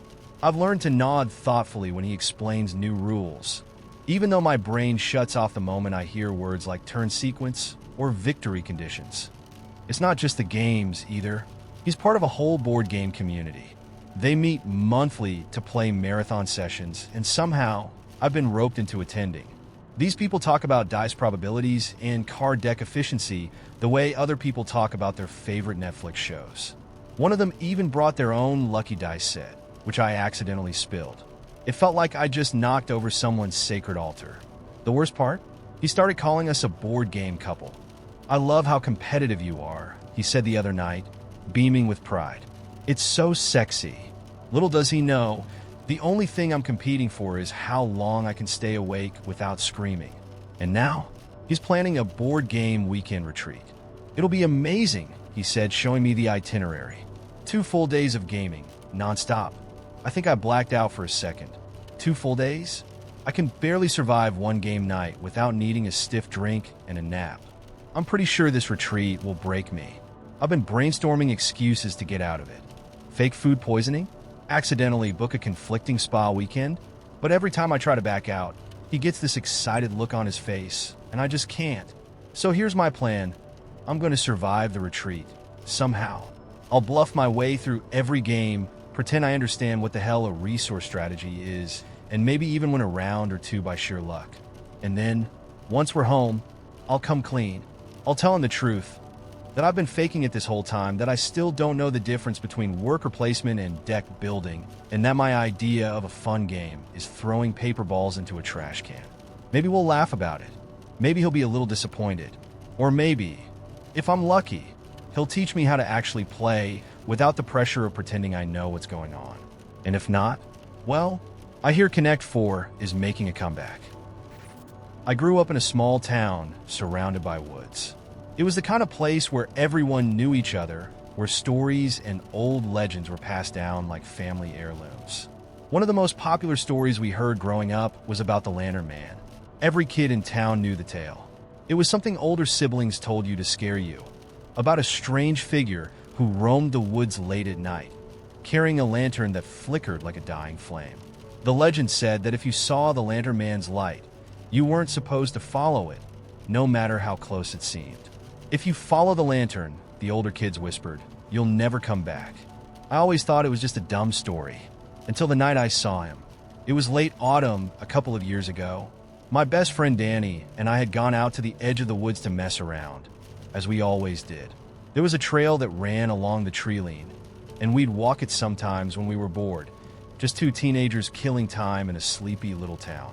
That night, the air was cold and the sky was dark, with a heavy mist rolling over the fields. We were heading back toward town, laughing and kicking rocks down the path, when Danny stopped suddenly. "Do you see that?" he whispered, his voice low. I followed his gaze, squinting into the darkness. And that's when I saw it. A faint, flickering light, moving slowly through the trees. At first, I thought it was a firefly, but as we stood there, watching, the light grew brighter. It swayed gently, as if someone was carrying a lantern, bobbing up and down between the branches. "Who the hell is that?" I whispered. "Probably someone walking the trail," Danny said, but I could hear the unease in his voice. There were no campgrounds nearby, no cabins or houses deep in the woods. No one had any reason to be out there that late at night. Then the light stopped. It hovered just beyond the tree line, flickering softly. I felt a chill run down my spine, but I couldn't look away. There was something mesmerizing about the way the light danced, like it was calling to me. Without thinking, I took a step toward it. Danny grabbed my arm. "Don't," he hissed. "It's not safe." But I couldn't shake the strange pull I felt, like the light was meant for me, like it was waiting for me. I took another step, and then another, my heart pounding in my chest. "Come on, man, let's go," Danny said, his voice edged with fear. But the lantern flickered again, and before I knew it, I was at the edge of the woods, staring into the darkness. The light was just a few feet ahead now, bobbing gently between the trees. It seemed so close, so reachable.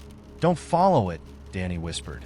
I turned back to him, but something in the forest shifted, and suddenly the lantern moved just a little farther away. It was like it wanted me to follow just a few steps deeper into the woods. And for reasons I still can't explain, I did. I stepped into the forest, the cold mist clinging to my skin as the lantern drifted farther ahead. The ground was soft beneath my shoes, covered in damp leaves that muffled my footsteps. The light stayed just out of reach, always a few steps ahead, but I couldn't stop following. Behind me, I heard Danny shout my name, but his voice sounded distant, like it was coming from the other side of a long tunnel. Then the forest went silent. The only sound was the soft crunch of my steps and the flickering of the lantern ahead. The trees seemed to close in around me, their branches twisting like gnarled hands. The air grew colder, and the mist thickened until it felt like I was walking through a cloud. And then the lantern stopped. It hovered in place, swaying gently, as if it was waiting for me. I stepped closer, close enough to see the flame inside, sputtering like it was struggling to stay alive. That's when I realized there was no one holding it.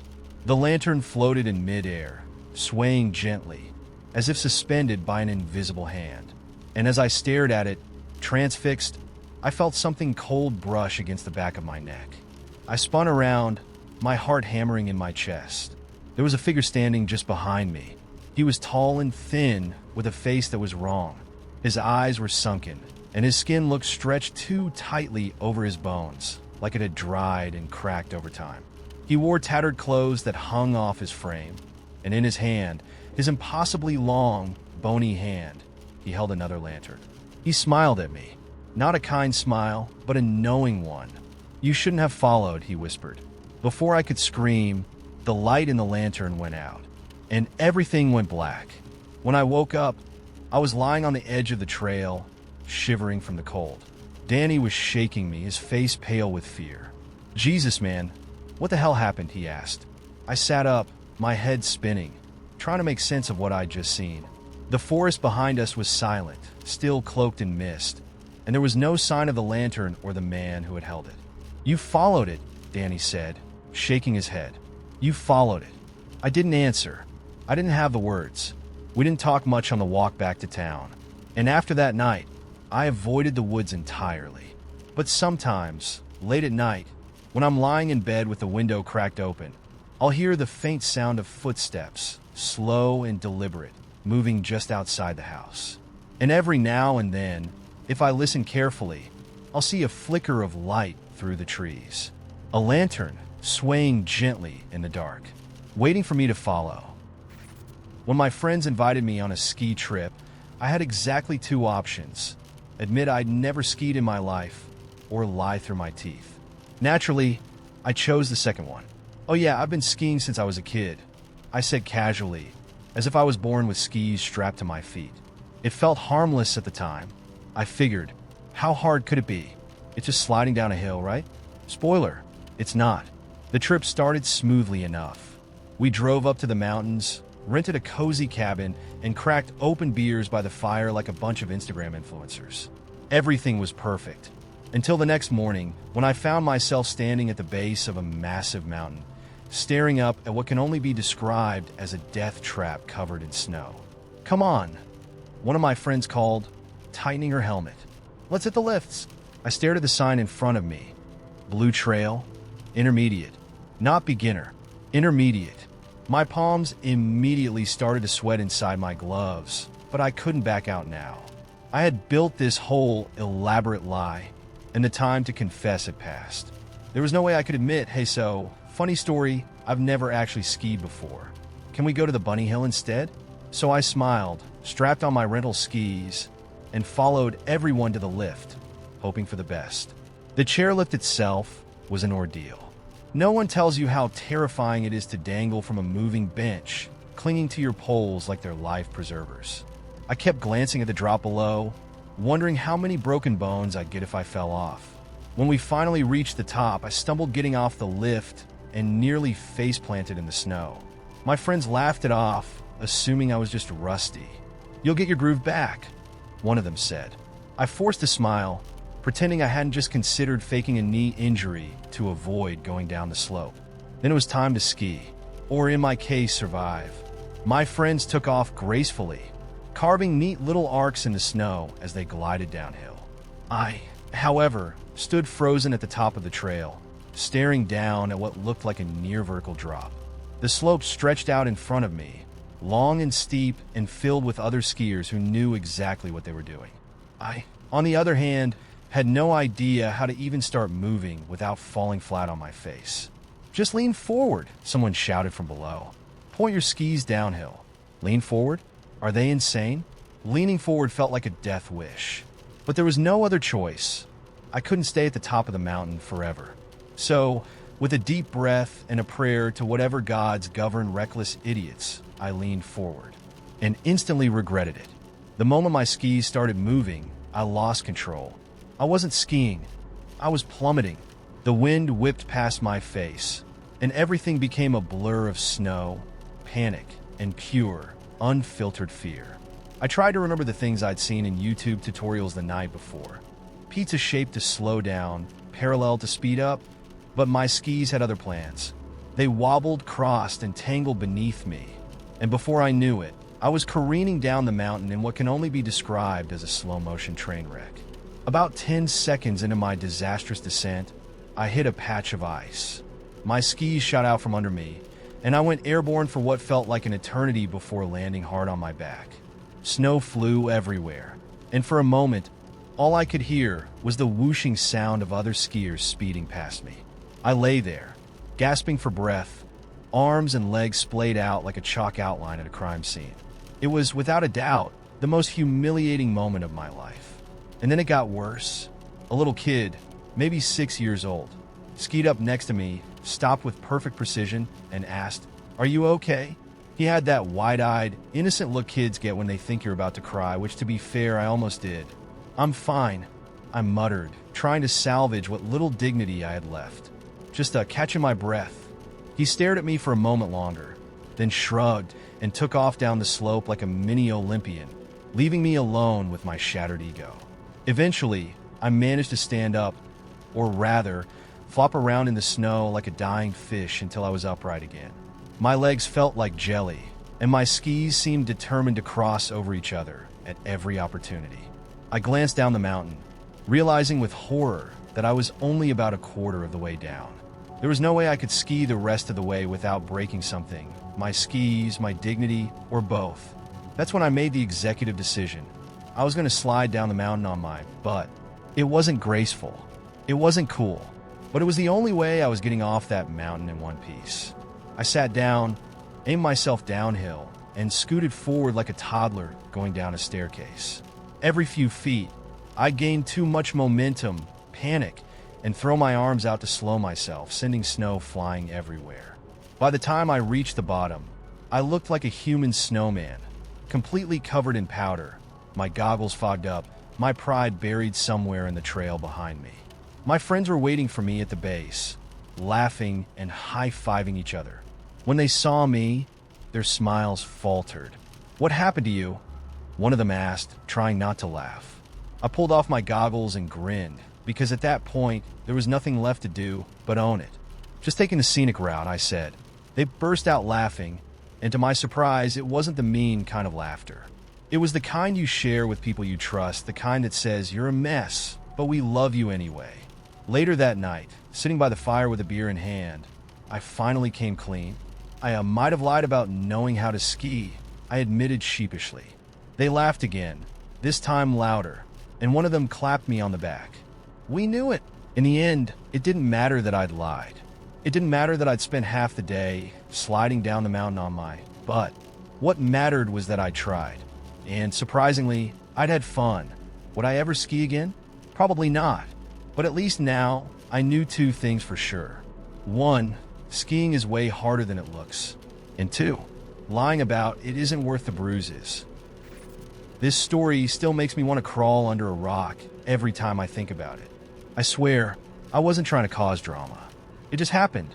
Somehow, in the span of one stupid night, I managed to wedge myself into a love triangle that I didn't even know existed. And by the time I realized what was happening, it was way too late to escape. It all started with a text from my friend Liv. She invited me to a bar crawl downtown, and since I had nothing better to do, and I'm easily persuaded when alcohol is involved, I said yes. I should have known the night was going to be trouble when she added, "Oh, and my friend Sarah will be there. I think you'll really like her winking face." Whenever Liv sends a winky face, it means she's scheming. But I didn't think too much about it. A bar crawl, new people, maybe some flirting. How bad could it be? Well, I was about to find out. When I showed up at the first bar, Liv was already there with Sarah and a few other people. The second I saw Sarah, I knew I was in trouble. She was exactly my type. Dark hair, bright eyes, and a laugh that could make you forget whatever dumb thing you just said. Liv wasn't lying. I did really like her. We hit it off right away. It was one of those rare, effortless conversations where everything clicks. We talked, joked, and kept finding excuses to get another drink together. By the time we hit the third bar, Sarah was standing a little closer, laughing at all my jokes, even the bad ones, and I was starting to think that maybe, just maybe, this night was going to go in my favor. Then he showed up. His name was Matt, and I didn't know who he was at first. I just saw this guy suddenly appear behind Sarah and slide an arm around her waist, acting like he'd been there all night. Sarah tensed, but she didn't pull away, which instantly set off alarm bells in my head. Liv, standing beside me, gave me a quick nudge. "That's her ex," she whispered, just loud enough for me to hear. "Ex?" I asked, blinking. "Yeah, kinda. They broke up, but it's complicated." Complicated. The most dangerous word in the English language. I could already feel the night unraveling. Matt didn't leave Sarah's side after that.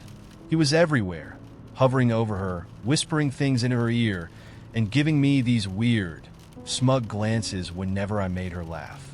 It was painfully obvious that he was trying to mark his territory, and just as obvious that Sarah didn't know what to do about it.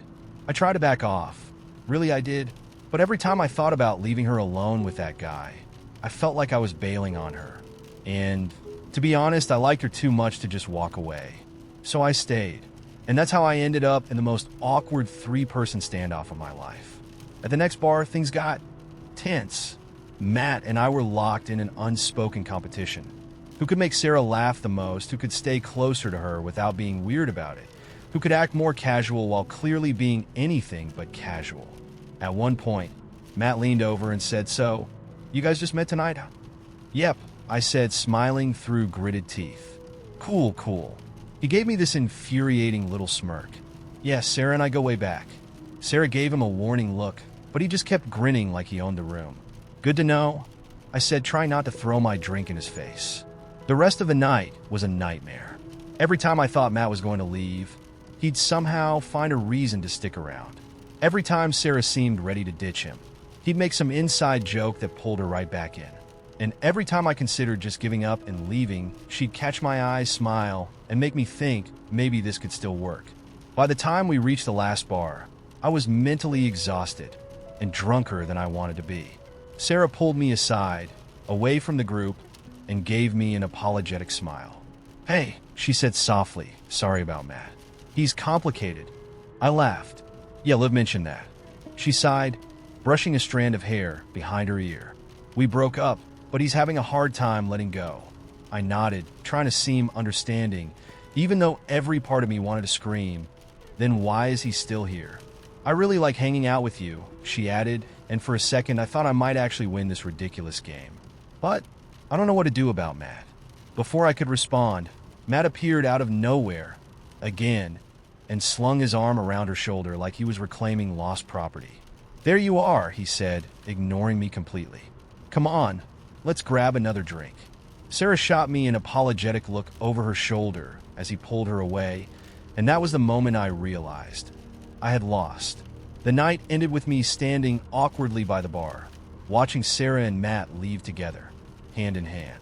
Liv found me a few minutes later, sipping my beer like I'd just been through a war. "Rough night?" she asked, though she was clearly trying not to laugh. "Yeah," I muttered. "You could say that." Liv patted me on the back, grinning. "Hey, at least you tried. And who knows? Maybe next time." "There's not going to be a next time," I said, shaking my head. "I'm done with love triangles. Do you used to look it? Yeah, right?"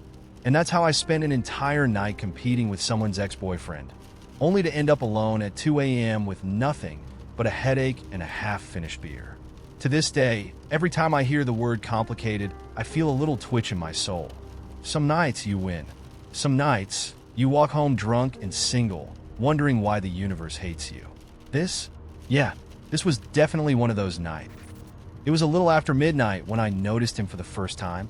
I was walking home from my shift at the convenience store, a usual late-night route that took me through a quiet residential area. The streets were deserted, as they always were that time of night, and the only sound was the faint hum of streetlights buzzing overhead. That's when I saw him, a man standing perfectly still beneath a flickering streetlight at the corner of the block. He was tall, wearing a dark coat that looked a size too big for him, and a hat pulled low over his face. At first, I thought maybe he was just some drunk trying to find his way home. But there was something strange about the way he stood, too stiff, too deliberate, like he was waiting for something. I kept walking, pulling my hoodie tighter against the cold. I glanced at him as I passed, and although I couldn't see his eyes under the shadow of his hat, I knew he was watching me. Something about the way his head tilted slightly as I went by made my skin crawl. But I told myself it was nothing. Just a random guy. No big deal. I quickened my pace and didn't look back. The next night I saw him again. Same spot. Same streetlight. Same unnerving stillness. I tried not to stare, but it was hard to ignore him. He stood just a few feet from the curb, facing the street like he was waiting for someone. The way the streetlight flickered above him cast strange shadows over his face, making him look distorted. I crossed to the other side of the street this time, keeping my eyes straight ahead. But as I walked past, I felt that same prickling sensation on the back of my neck, the unmistakable feeling of being watched. I resisted the urge to turn around, telling myself it was just some harmless weirdo. He wasn't doing anything, just standing there. Still, I couldn't shake the feeling that something was off. The third night was when things got worse. It was a colder night, with the kind of biting wind that made my eyes water. I pulled my hood up and shoved my hands deep into my pockets as I walked the same route home. And there he was, but this time, he was standing closer, just a few houses down from where I lived, under a different streetlight. My heart sank. He was still as a statue, the brim of his hat casting a deep shadow over his face. I couldn't see his eyes, but I could feel his gaze locked onto me, heavy and deliberate. I tried to act normal, forcing myself to walk at a steady pace. But the closer I got, the colder the air seemed to become, like the warmth was being sucked out of the night. And then, as I passed him, he moved, just slightly, a small shift of his head, turning toward me as I walked by. I felt my stomach twist with fear. He didn't say anything, didn't follow, just stood there, watching like he was waiting for something. By the time I reached my apartment door, I was practically sprinting. I slammed the door behind me, locked it, and leaned against it, heart pounding in my chest. For a long time, I stood there in the dark, trying to convince myself that I was overreacting, that it was just some strange coincidence. But deep down, I knew it wasn't. The next night, I decided to take a different route. I couldn't deal with seeing him again. Just thinking about it made my skin crawl. I figured if I avoided the streetlight, I'd avoid him too. It was about halfway through my walk when I saw him again. But this time, he was standing under a streetlight directly ahead of me. My heart stopped. There was no way he could have known I'd taken a different route. I hadn't even planned it myself. I just turned down random streets to avoid him. And yet, there he was waiting. I froze. The night felt impossibly silent, the air thick with tension. He didn't move, didn't make a sound, just stood there, the flickering light casting strange shadows over his figure. I backed away slowly, my breath coming in shallow gasps. And as I did, I saw something that sent a chill down my spine. His shadow. He was facing the wrong way. The streetlight was behind him, but his shadow stretched toward me, long and thin, like it had been peeled away from the laws of nature. And then, slowly, the man began to walk. Not toward me, just down the sidewalk like he had all the time in the world. But every step he took, the shadow stretched longer, dragging toward me, inch by inch, as if it was reaching for me. I turned and ran. I sprinted down streets I barely recognized, my pulse thundering in my ears, my breath burning in my lungs. I didn't stop until I reached my apartment. When I got inside, I locked the door, bolted it, and dragged a chair in front of it for good measure. I stood there for a long time, shaking, trying to convince myself that it was over, that he hadn't followed me. But the feeling of being watched didn't go away. It's been 3 nights now, and I haven't left the apartment since. I called out of work, locked all the doors and windows, and shut every curtain. But last night, just as I was about to fall asleep, I heard it. A soft tap, tap, tap at the window. My apartment is on the 3rd floor. There's no way anyone could be out there. But the tapping continued, slow and deliberate, as if someone was waiting patiently for me to open the curtain. I haven't looked. I can't. But even now, as I sit here, writing this, I can feel it. Something standing just on the other side of the glass, waiting for me to acknowledge it. And the worst part? I know if I look, I'll see him, standing perfectly still, smiling. And the moment I do, he'll come inside. I hadn't planned to stay with Mom for more than a few days, but somehow, a week turned into 2, and 2 weeks into a month. It started simple. She heard her back moving a planter on the porch, and I offered to help out until she got back on her feet. At first, I told myself it was temporary. I'd be back in the city soon, back to my apartment with a broken radiator and the comfort of no one expecting anything from me. But days stretched out like taffy, sticky and endless. And suddenly I was sleeping in my childhood bedroom, cooking dinner at 6 p.m. sharp, and trying not to notice how much smaller everything felt. I'd been gone long enough that being back felt strange, like wearing a sweater that doesn't fit anymore. The neighborhood was almost exactly the same, but somehow worse for the wear. Peeling paint on front doors, lawns overgrown, just enough to suggest that everyone was tired of keeping up appearances. Even the air smelled the same, like cut grass and distant train tracks. But it made me feel off balance, like I'd wandered into an old photo of my life that wasn't quite in focus. Mom didn't complain about me being there. In fact, she acted like she was grateful, which only made things worse. She smiled more than usual, asking me if I wanted tea at random times, sitting next to me on the couch to watch reruns of shows I'd never liked. She didn't say it out loud, but I knew. She liked having me around. I think she thought if I stayed long enough, maybe I wouldn't leave again. One night, after dinner, she asked, "How's the job hunt going?" I gave her a non-committal hum, which was our unspoken agreement not to talk about it. The truth was I wasn't really looking. My old job had laid me off 3 months ago, but the thought of sending out resumes and going through the motions of interviews made my stomach churn. I'd applied to a couple places, sure, but the silence on the other end only confirmed what I'd been suspecting. Maybe the world didn't need me as much as I thought it would. "I'm sure something will come up," Mom said, her tone hopeful in a way that made me feel worse. I knew she meant well, but the optimism felt heavy, like a blanket I didn't ask for. A few days later, I ran into Tyler from high school at the grocery store. He looked the same, maybe a little thicker in the middle, with a tiredness around his eyes that hadn't been there 10 years ago. We chatted awkwardly in the cereal aisle, both pretending that the years hadn't stretched between us like a fraying rope. "So, you're back in town?" he asked, glancing at the basket of groceries in my hand like it held the answer. "Just for a bit," I said, "helping out my mom." He nodded knowingly, like he'd heard it all before. "Yeah, I've been back since forever, I guess. Thought I'd leave after college, but, things happen. Things happen." That phrase stuck with me for the rest of the day. It was a neat little box to shove your disappointments into, as if life's twists and turns were just a casual inevitability, nothing personal. That night, I lay in bed staring at the ceiling, feeling the weight of time pressing down on me. My phone buzzed next to me, a notification from a friend back in the city. A picture from some rooftop party, all glowing lights and cocktails and fancy glasses. I stared at it longer than I should have, trying to decide whether I missed it or just felt obligated to. The next morning, Mom asked if I could help her clear out some boxes from the attic. "Just the old stuff," she said with a wave of her hand, like it didn't matter. But I knew better. It was the kind of project she wouldn't have tackled alone, the kind that required emotional reinforcements. The attic was just as I remembered it.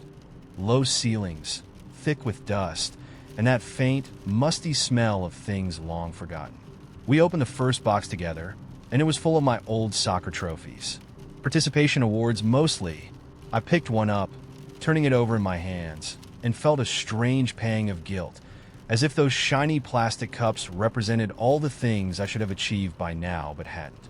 "I thought you might want to keep some of these," Mom said quietly, brushing dust off the top of a photo album. She wasn't looking at me when she said it, which made it worse. "Yeah," I lied, setting the trophy down. "Maybe." We worked in silence for a while, sorting through old clothes, board games, photo frames. Every now and then, she'd pull something out and hold it up, a little piece of our shared history. "Do you remember this?" she'd ask, and I'd nod, even if I didn't. Some memories are like that, half-formed, borrowed from someone else's version of events. At some point, we found an old blanket I used to drag around everywhere as a kid. The edges were frayed, and it smelled faintly of attic dust, but holding it brought back a sudden, overwhelming wave of something I couldn't name. Mom smiled when she saw it. "You love that thing. Wouldn't go anywhere without it." I tried to smile back, but my throat felt tight. I wasn't sure if it was nostalgia or sadness, or just the sheer weight of existing in a world where you can never quite go back to who you used to be. That night, after Mom went to bed, I sat on the porch with a beer, watching the streetlights flicker on one by one. The neighborhood was quiet, except for the occasional hum of a passing car. It was the kind of silence that presses against your skin, making you hyper-aware of every breath, every heartbeat. I thought about Tyler, about the job I didn't have, about the attic full of things that no longer belonged to me, but somehow still carried pieces of who I was. I thought about all the versions of myself I'd left behind. The kid with the blanket, the teenager with big dreams, the young adult who thought the world would bend to his will. And then, for some reason, I thought about the air between me and my mom. The quiet space we filled with small talk and unsaid things, with kindnesses that sometimes felt like burdens. I thought about how hard it was to be seen by someone who knows all your worst moments, all your flaws, and still loves you anyway. The next morning, I packed my things. Mom didn't say much, just offered to make me breakfast, which I declined.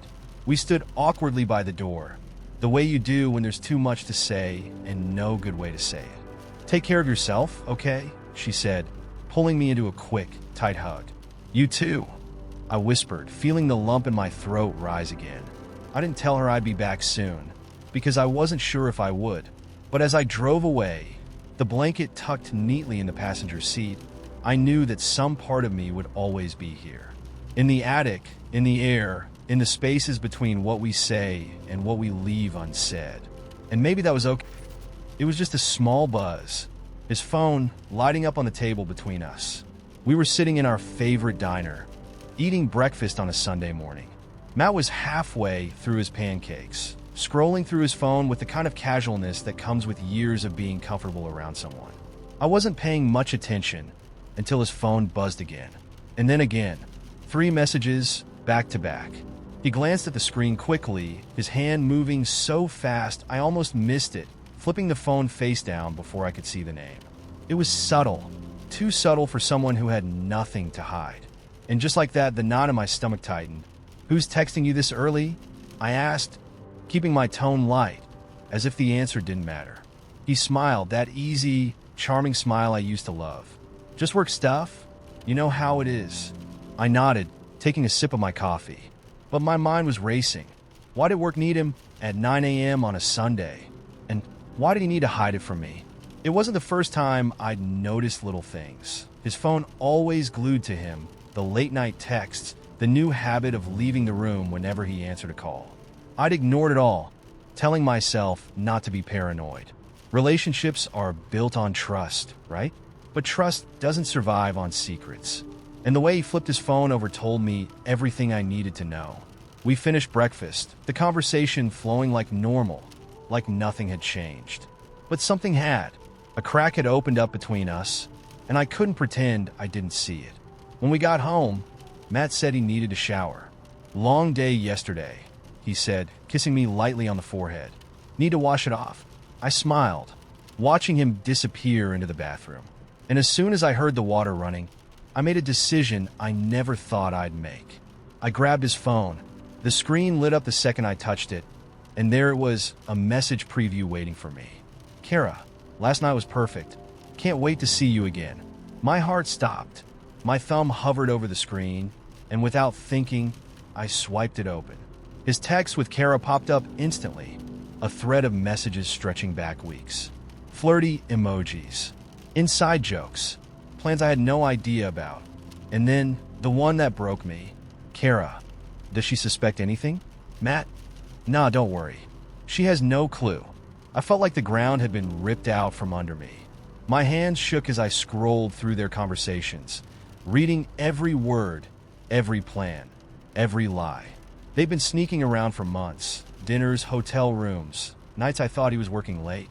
Every excuse he had ever given me, every moment I thought I was overthinking, it was all right there in black and white. And the worst part? He hadn't just lied. He had built a whole other life, a life that didn't include me. The water was still running in the bathroom.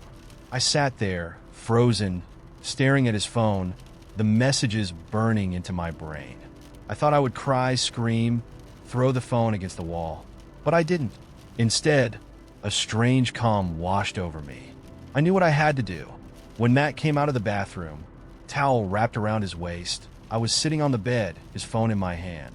He froze, his eyes locking onto the screen. "Ash!" I held up the phone, showing him the texts. "Guess what, Matt?" I said, my voice calm. "I have a clue now." His face crumpled, panic written all over it. "Ash, wait. Let me explain." "There's nothing to explain," I interrupted, standing up. "You lied. You cheated. And I stayed, because I thought we were building something together." I shook my head, my heart pounding but steady. Turns out, I was just the placeholder. "Ash, please," he begged, stepping toward me. "It wasn't like that. It didn't mean anything." I laughed, a bitter, broken sound. "Right? It never does it?"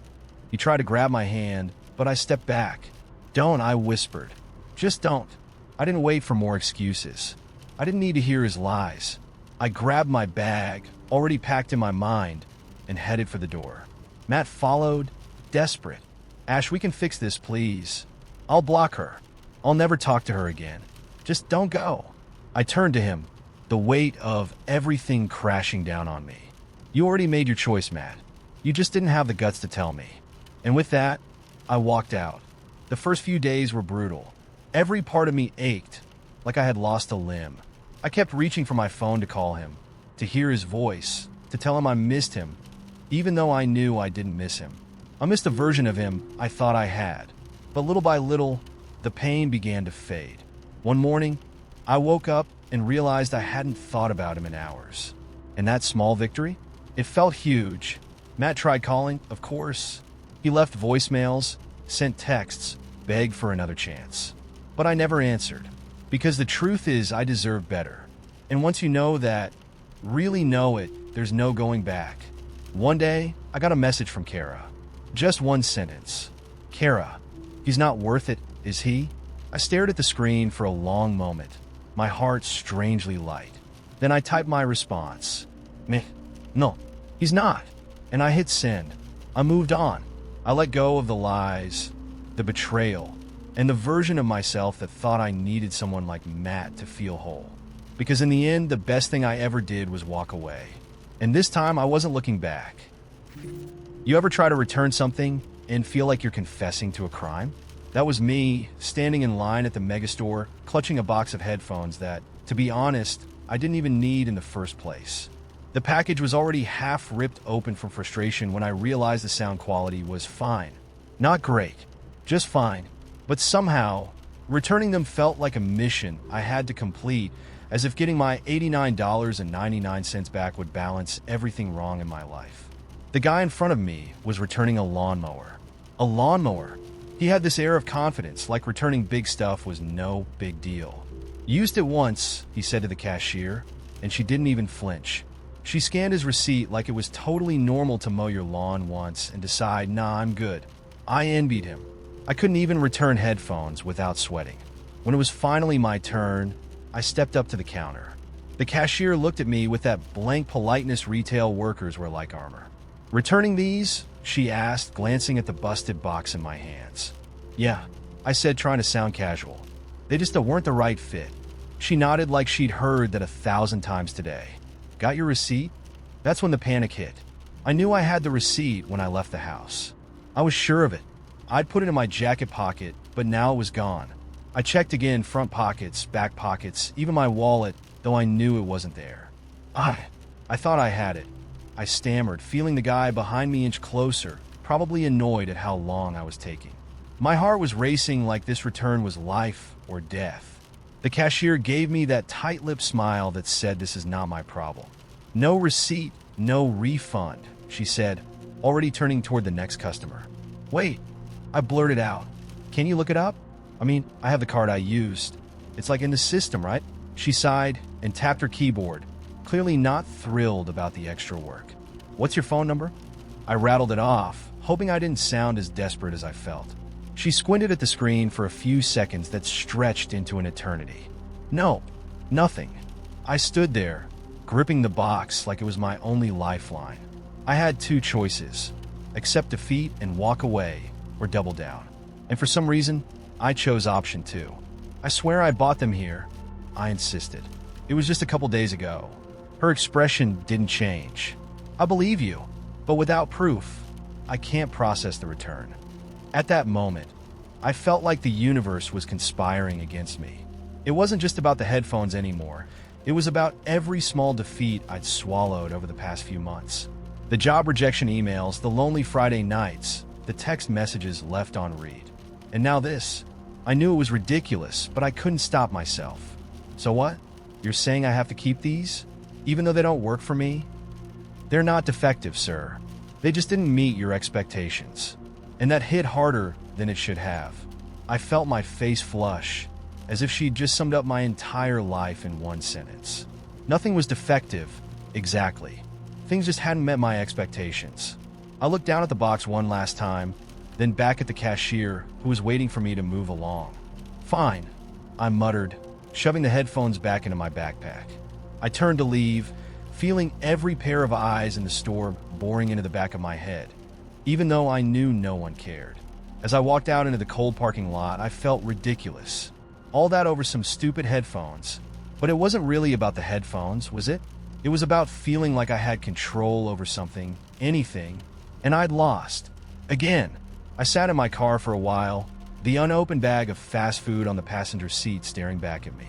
I thought about taking the headphones to another store, lying, saying they were a gift, or that I lost the receipt during a move. But even as the thought crossed my mind, I knew I wouldn't do it.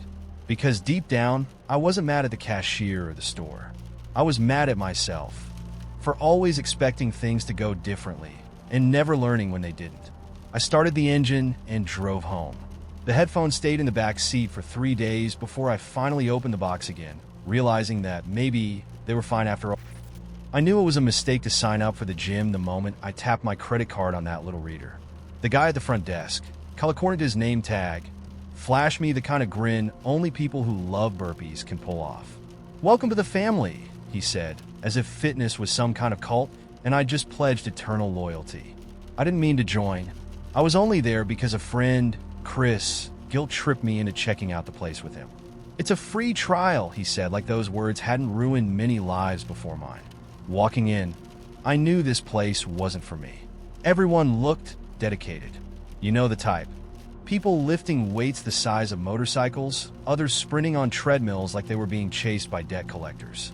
Meanwhile, I hadn't stretched in years, and my workout clothes were relics from high school, gray, baggy, and emotionally scarring. When Chris bailed halfway through the orientation, "Work emergency, bro. So sorry." "You got this." I should have taken the hint and bolted. Instead, I stayed. Why? Because Kyle mentioned a half-off discount if I signed up that day. And like an idiot who'd been told this was a once-in-a-lifetime deal, I gave in.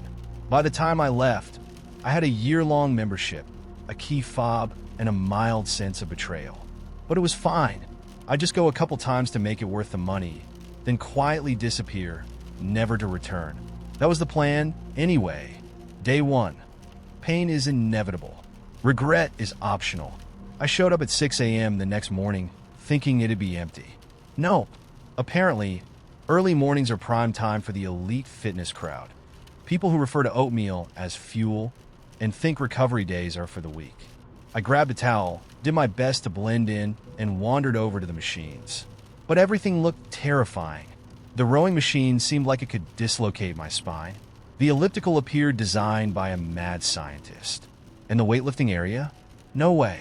It was populated entirely by people who could bench press my hopes and dreams without breaking a sweat. So I made the rookie mistake of hopping on the treadmill, reasoning that running couldn't be that hard. Bad call. The first 2 minutes were fine. I even felt a little smug. Look at me, out here improving myself. Then the reality of running kicked in. My calves felt like they were filled with cement. My breath was coming out in wheezes, and every step sent shockwaves up my spine. I hit the emergency stop button at exactly 3 minutes and 47 seconds, gasping like I'd just escaped a burning building. As I stumbled off the machine, one of the trainers gave me a thumbs up. Keep it up, man. Just gotta push through the burn. Yeah, burn. Sure. Felt more like my soul was trying to leave my body. Despite my best intentions, I didn't go back for a full week. Every morning, I'd look at my gym bag sitting by the door and think tomorrow for sure. But tomorrow kept turning into not today, and soon it was Thursday, and my membership key fob was still pristine and unused. On Saturday, guilt finally got the better of me. I showed up again, hoping it would be easier this time. Spoiler, it wasn't. I spent most of the session on the stationary bike, pedaling slowly while pretending I was just cooling down. An old guy on the bike next to me was going twice my speed, and I swear he winked at me as he turned up his resistance level. To distract myself, I scrolled through my phone, occasionally pausing to sip water dramatically, so it looked like I was really into hydration. But all I could think was how absurd this all felt. Paying money to sit on a bike that went nowhere, surrounded by people pretending they weren't miserable. It was like we were a colony of hamsters on little wheels, going in circles and telling ourselves it was progress. When I finally left, I treated myself to a giant iced latte. I figured if I burned 200 calories, I'd earn at least 600 more. By the third month, my gym visits were dwindling to once or twice a week. Just enough to justify not canceling the membership, but not enough to make any real progress. The machines still terrified me. The weight room was still off limits, and my running endurance hadn't improved much beyond escape from a small bear levels. I kept telling myself that it was fine. I didn't need to be a gym person. Not everyone was meant to deadlift or plank for 3 minutes straight. Maybe fitness was just a lie we told ourselves to avoid existential dread. Then came the incident. It was leg day, and I decided, against all reason, to try squats. I'd watched a few YouTube tutorials beforehand, so I felt vaguely prepared. I loaded the bar with what I thought was a reasonable amount of weight, not reasonable at all, and stepped under it, puffing my chest out like I knew what I was doing. The first squat went okay. The second one, not so much. As I lowered myself, I felt a sharp twinge in my lower back, followed immediately by the horrifying realization that I was stuck. I tried to stand up, but my legs were done with me. I was going down, slowly, awkwardly, like a tree in a silent forest. One of the gym trainers rushed over, just as I crumpled into a heap, the barbell clattering to the floor with a thunderous clang that echoed through the gym. "You all right?" he asked, trying not to laugh as he helped me up. "Yeah," I mumbled, wincing. "Just trying new things." He smiled in that way people do when they know you're lying but are too polite to call you out on it. "Maybe start with less weight next time, huh?" I nodded, face burning with shame, and limped my way to the locker room. That night, lying on the couch with a heating pad and a bruised ego, I thought about quitting the gym. It wasn't just the embarrassment or the pain, it was the whole charade. The endless cycle of motivation, failure, guilt, and half-hearted effort. But as I sat there, scrolling through Instagram and seeing other people's gym selfies, I had a strange thought. Maybe I wasn't the problem. Maybe the problem was expecting too much too soon. Expecting every workout to be transformative, every gym visit to bring me closer to some ideal version of myself. I decided to keep going, but with lower expectations. I wouldn't chase six-packs or personal bests. I'd just show up, do what I could, and leave. No pressure, no grand plans, just small steps. In the weeks that followed, something weird happened. Without the weight of unrealistic expectations, the gym became tolerable. I started going more often, not because I loved it, but because it was starting to feel like less of a battle. I still avoided the weight room, but I found a few machines I liked. I even managed to jog on the treadmill for a full 10 minutes without stopping, a personal victory, even if it was at the pace of a brisk walk. And Kyle? Still as chipper as ever. But I'd learned to tolerate him too. One day, after finishing a workout that left me pleasantly tired instead of utterly defeated, I realized something. I wasn't getting stronger just physically. I was getting better at showing up, at being okay with imperfection, at letting go of the idea that progress had to be dramatic. Turns out, the real challenge wasn't lifting weights or running faster. It was learning to be kind to myself, even when things didn't go as planned. And that felt like a win. The first night back at the gas station wasn't supposed to be anything special. Just me, the register, and the hum of fluorescent lights keeping me company until morning. My shift started at 10 p.m. sharp, right after Daryl handed over the keys and gave me the usual half-hearted rundown. Don't touch the coffee machine. It's busted. Don't bother with the mop either. Floor's too far gone. I nodded along, already zoning out, and watched him shuffle to his car, the taillights disappearing down the empty road like he couldn't leave fast enough. It had been 2 years since I worked here. 2 years of doing something better, or at least something that I thought was better, only for life to circle back and land me right where I started. I told myself it was temporary, a stopgap, something to pay the bills while I figured out the next move. But as I stood behind that worn-out counter, scanning the same shelf of beef jerky and off-brand soda I used to inventory every Tuesday night, I wondered if the universe was playing a cruel joke. Some people go on to do great things, and some of us, we end up exactly where we started, hoping that this time it'll feel different. Spoiler, it doesn't. Around midnight, the boredom set in. I leaned against the counter, scrolling aimlessly through my phone. No new messages, no notifications, just the digital echo of a life no one missed. Outside, the parking lot was empty except for a stray shopping cart someone had left by the pumps, its wheels wobbling in the breeze. The town felt smaller than I remembered, smaller and quieter. No more late-night hangouts at the diner down the road. It had closed last summer. No more familiar faces dropping by for a quick chat on their way home from the bar. Now, it was just me and the endless tick of the clock, waiting for a night that felt like it might never end. At 2:14 a.m., the bell above the door jingled. I glanced up, half expecting to see some drunk college kid stumbling in for cigarettes. But it wasn't anyone like that. It was Riley Green, the kind of guy who always seemed like he had somewhere better to be, even when he didn't. He looked almost exactly the same as he had in high school, lean, scruffy, with that familiar slouch that made it seem like standing up straight was too much effort. His jacket was frayed at the cuffs, and there was a cigarette tucked behind his ear, even though the gas station had been smoke-free for years. "Didn't expect to see you back here," he said, tossing a packet of gum on the counter. I tried to play it cool, but my throat tightened just a little. "Yeah, well, life's funny that way."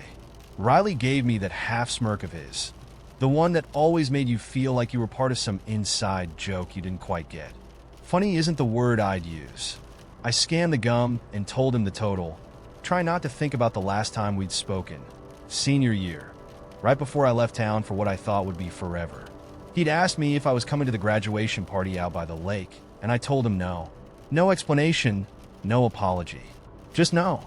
I figured I wouldn't see him again after that, and for a long time I didn't. Now, here he was, standing in front of me like no time had passed at all. "So," he said, pocketing his change. "You back for good?"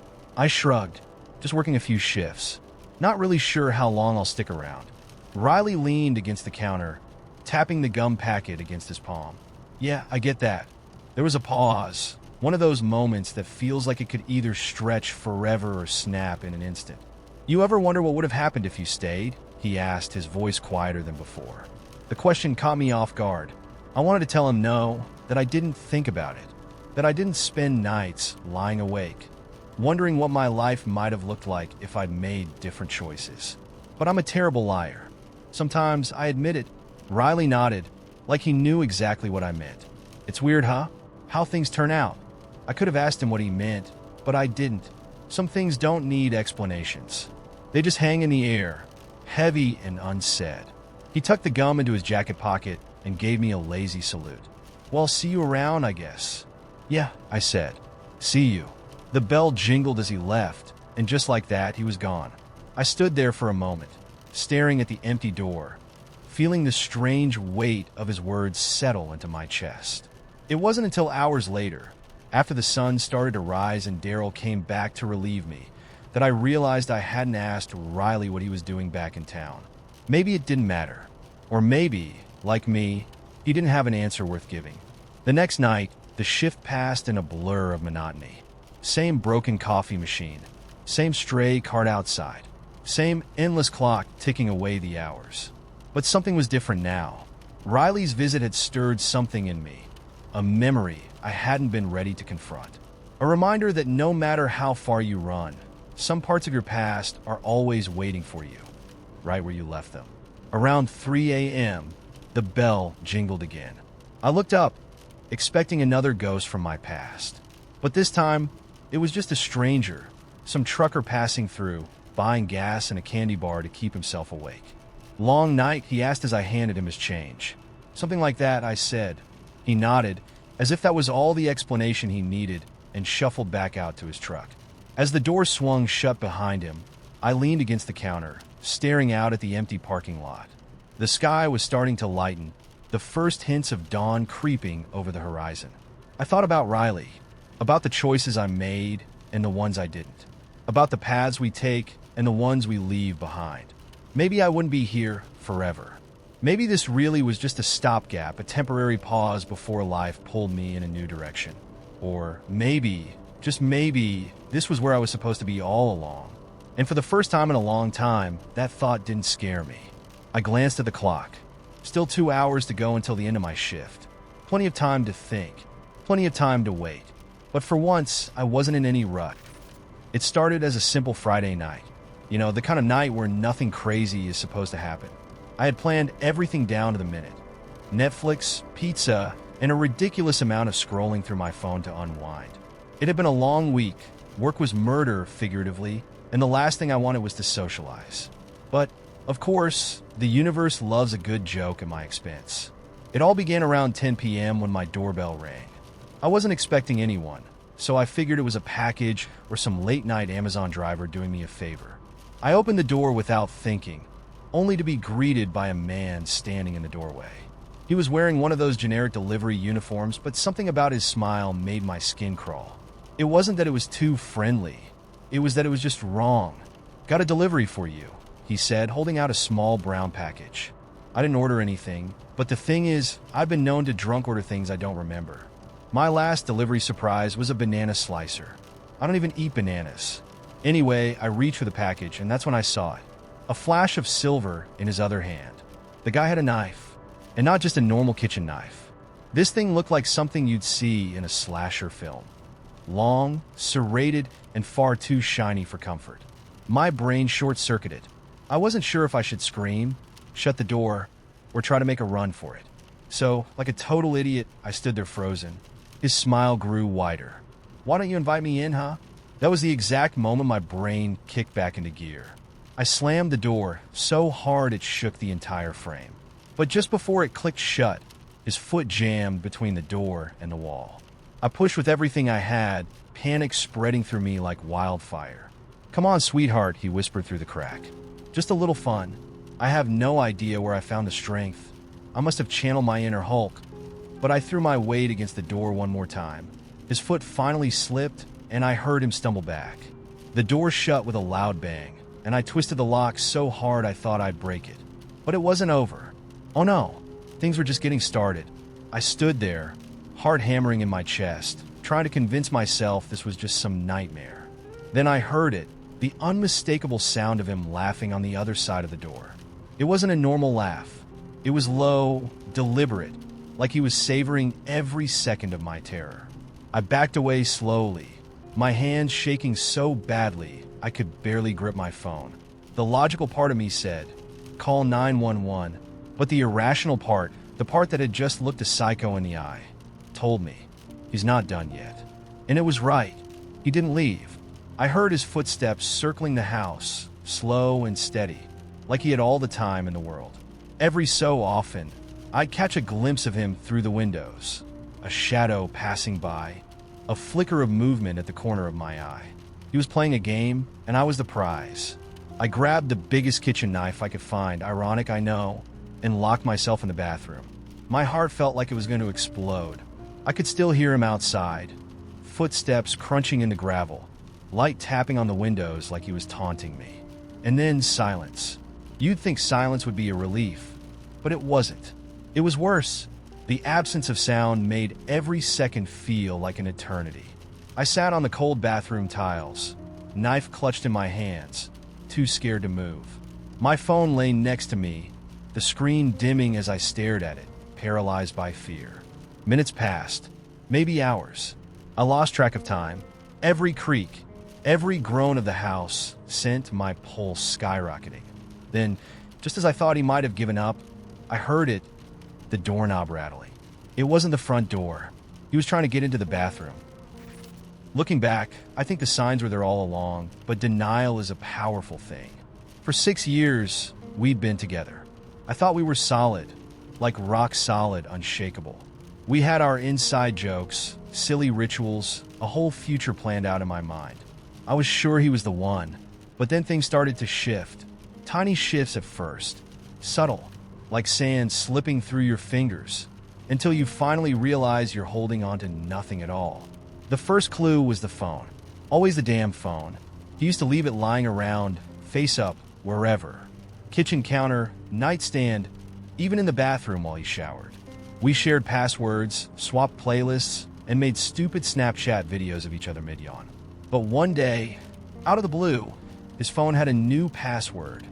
No warning, no explanation. I remember asking him, "Hey, did you change your code?" And he just shrugged it off. Said he'd done it for privacy. Privacy. That word stuck in my head like a splinter, festering quietly. It was so unlike him, but I let it go. Why? Because that's what you do when you love someone, right? You trust them. Or at least, that's what I kept telling myself. Then came the gym phase. This man, who, for the first 5 years of our relationship, couldn't even be bothered to lift a grocery bag without complaining, suddenly became obsessed with fitness. Woke up at 5 a.m. every morning to hit the gym. Stopped eating junk food. Bought new clothes, cologne, even whitened his teeth. I wanted to believe it was a personal growth thing. You know, better yourself and all that. But something about it felt off. Like he was preparing for something, or someone. And then there were the fights. Stupid, pointless arguments over nothing. If I asked him a simple question, "What time will you be home tonight?" he'd blow up. "Why do you need to know?" "What? You don't trust me?" His anger felt disproportionate, like a balloon about to pop. I found myself walking on eggshells just to keep the peace, terrified of setting him off. I thought maybe I was the problem. Maybe I was too clingy, too needy. But deep down, I knew better. The tipping point came on a Tuesday night. I remember it vividly, because everything about that evening felt wrong. He came home hours later than usual, reeking of cheap beer and someone else's perfume. I was waiting on the couch, heart pounding in my chest, rehearsing all the things I wanted to say, but knew I wouldn't. When he finally walked in, he looked at me, really looked at me, and I could see it in his eyes. Guilt. "Sorry, work ran late," he mumbled, avoiding my gaze as he kicked off his shoes. Except I knew for a fact he'd taken the day off. I'd seen his calendar. "Where were you?" I asked, trying to keep my voice steady. He froze for half a second, like a deer caught in headlights, then gave me the most rehearsed, robotic response imaginable. "Out with the guys. We hit a bar after the game. You know how it is?" Except I didn't know how it was because he hated bars. He hated sports too. That's when I realized he wasn't even trying to lie properly anymore. He didn't care if I believed him. My heart sank, but I kept my cool. I stood up, walked over to him, and said, "Can I see your phone?" The color drained from his face so fast it was almost funny. "What? Why?" he stammered, clutching it like it held the secrets to the universe. I smiled, trying to stay calm. "You're acting weird. Just let me see it so I can stop thinking crazy things." He backed away, stuffing the phone into his pocket. "This is ridiculous. You're being paranoid." That was it. That was the moment I knew. I didn't need to see the messages or photos or whatever was on his phone. His reaction said it all. I felt something snap inside me, like a rubber band stretched too far. "How long?" I asked quietly. He blinked. "What? How long have you been seeing her?" He tried to laugh it off, tried to gaslight me, but I didn't let him. "Don't," I said, my voice sharper than I intended. "Don't lie to me. Just tell me the truth." For a moment, I thought he might come clean. His shoulders sagged, and his lips parted like he was about to confess. But then something shifted in his expression, a mix of defiance and cowardice. "You're crazy," he whispered, shaking his head. "This is why I can't talk to you about anything. You always make everything into a drama." I stood there, stunned. I'd given him an out, a chance to be honest, and he'd chosen to call me crazy instead. It was like the floor had been yanked out from under me. 6 years of memories, vacations, holidays, lazy Sundays in bed, came crashing down around me, scattering like broken glass. I wanted to scream, to cry, to throw something, but instead, I just stood there, numb. That night, I slept on the couch, or tried to, at least. Every time I closed my eyes, all I could see were the little signs I'd ignored. The late nights, the secretive texts, the sudden interest in fitness. I felt stupid, humiliated, but mostly just sad. Sad that the person I thought I knew had been slipping away right in front of me, and I hadn't even noticed. The next morning, I packed a bag. I didn't say anything as I walked past him on my way to the door. He didn't try to stop me. I moved in with a friend for a few weeks, just until I could figure out my next steps. I thought he might call, text, try to explain himself. But he didn't. Not once. A few months later, I found out through mutual friends that he'd moved in with someone else, a woman from his gym. It stung, but it also gave me closure. At least I wasn't crazy. At least I knew I trusted my gut for a reason. Looking back, I realized that love isn't just about trust. It's about paying attention. Noticing when things change, when patterns shift, when something feels off. It's about asking the hard questions, even if you're scared of the answers. And most importantly, it's about knowing when to walk away. Because sometimes, the only thing worse than losing someone is staying with someone who's already lost you. I swear to God, it was supposed to be a harmless senior prank. You know, nothing too crazy, just enough to annoy the teachers, make the underclassmen laugh, and hopefully go down as one of the best pranks in our school's history. We were aiming for legendary status. Instead, it ended with helicopters, SWAT teams, and half the faculty thinking they were going to die. Here's how it all started. Our original plan was simple. Fill the school's main hallway with balloons. I know, not exactly groundbreaking, but we thought it'd be funny to block off the entire first floor with hundreds of inflated balloons and make it impossible for anyone to get to class on time. Harmless, right? Well, that idea fell apart pretty quick. Turns out one of the other seniors, Brandon, who, mind you, had just gotten off probation for setting off illegal fireworks in his backyard, said, "Balloons are lame. We need to do something bigger." Now, when Brandon said bigger, we should have walked away. Brandon didn't know the meaning of subtlety, but we were desperate for something that would leave our mark on the school, so we listened. That was mistake number 1. Mistake number 2 was agreeing when Brandon suggested that we should lock down the school for laughs. "Think about it," he said, eyes wide like he was pitching the greatest idea in the world. "We'll just chain all the doors shut, block every exit. Then, when the teachers start freaking out, we'll roll in with squirt guns and hand out donuts as a peace offering. Everyone laughs. We go down as legends." At the time, this seemed brilliant in a what could possibly go wrong kind of way. We weren't actually going to trap anyone. We'd use cheap dollar store chains with those flimsy combination locks. The plan was to chain the main doors, let the teachers stew for 10 minutes, and then heroically unlock everything right as the bell rang. It was supposed to be just annoying enough to make headlines, but not enough to get us expelled or arrested. The night before, about 6 of us met in the parking lot behind the gym. We had everything: chains, locks, squirt guns, and Brandon even brought a dozen Krispy Kreme donuts to hand out as our peace offering. I remember thinking, this is going to be hilarious. They're going to talk about this at reunions for years. By 5:30 a.m., we were in position. We chained every single door we could find: the front entrance, the side exits, even the back doors that led to the cafeteria. We were sneaky about it too, slipping through doors right before they locked behind us. When we were done, the entire school looked like a fortress. No one was getting in or out without bolt cutters. It was flawless. Or at least it was until Brandon lost the combination to the locks. At first, we thought he was joking. "Come on, man, stop screwing around," I said, laughing as I tried twisting one of the locks open. "I'm serious," Brandon whispered, panic creeping into his voice. I forgot to write them down. My heart stopped. "What do you mean you forgot? You only had one job." Brandon started pacing. "I thought I'd remember them. It's like for numbers. How hard can it be?" As it turns out, it's pretty hard to remember the combination to 5 different locks when you're an idiot who thinks squirt guns and donuts will get you out of trouble. By the time the first teachers arrived, things had already started to unravel. The custodian tried opening the main doors and immediately noticed the chains.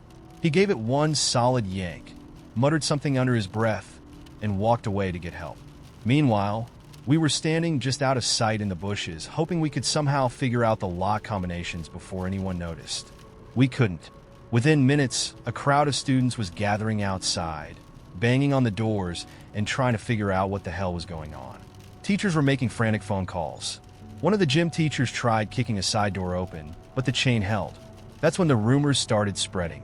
Someone overheard a teacher say "lockdown," and suddenly half the school thought there was a shooter inside. Cue full-blown panic. We could hear students outside shouting, "We're under attack," and "Call the cops." Someone even screamed, "It's a hostage situation," which technically wasn't entirely wrong. Brandon was sitting on the curb, rocking back and forth like a lunatic, mumbling, "We are so screwed, man.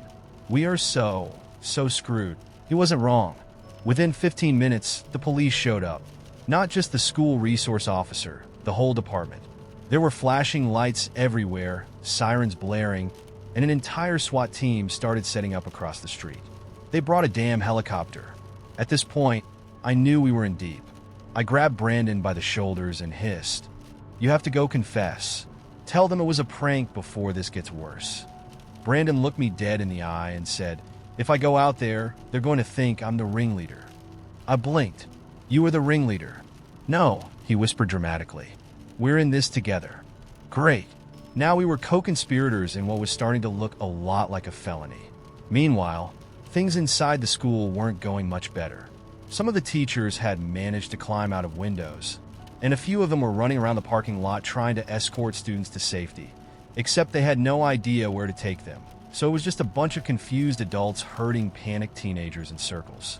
The principal was on the phone with the police, trying to convince them not to storm the building. It was absolute chaos.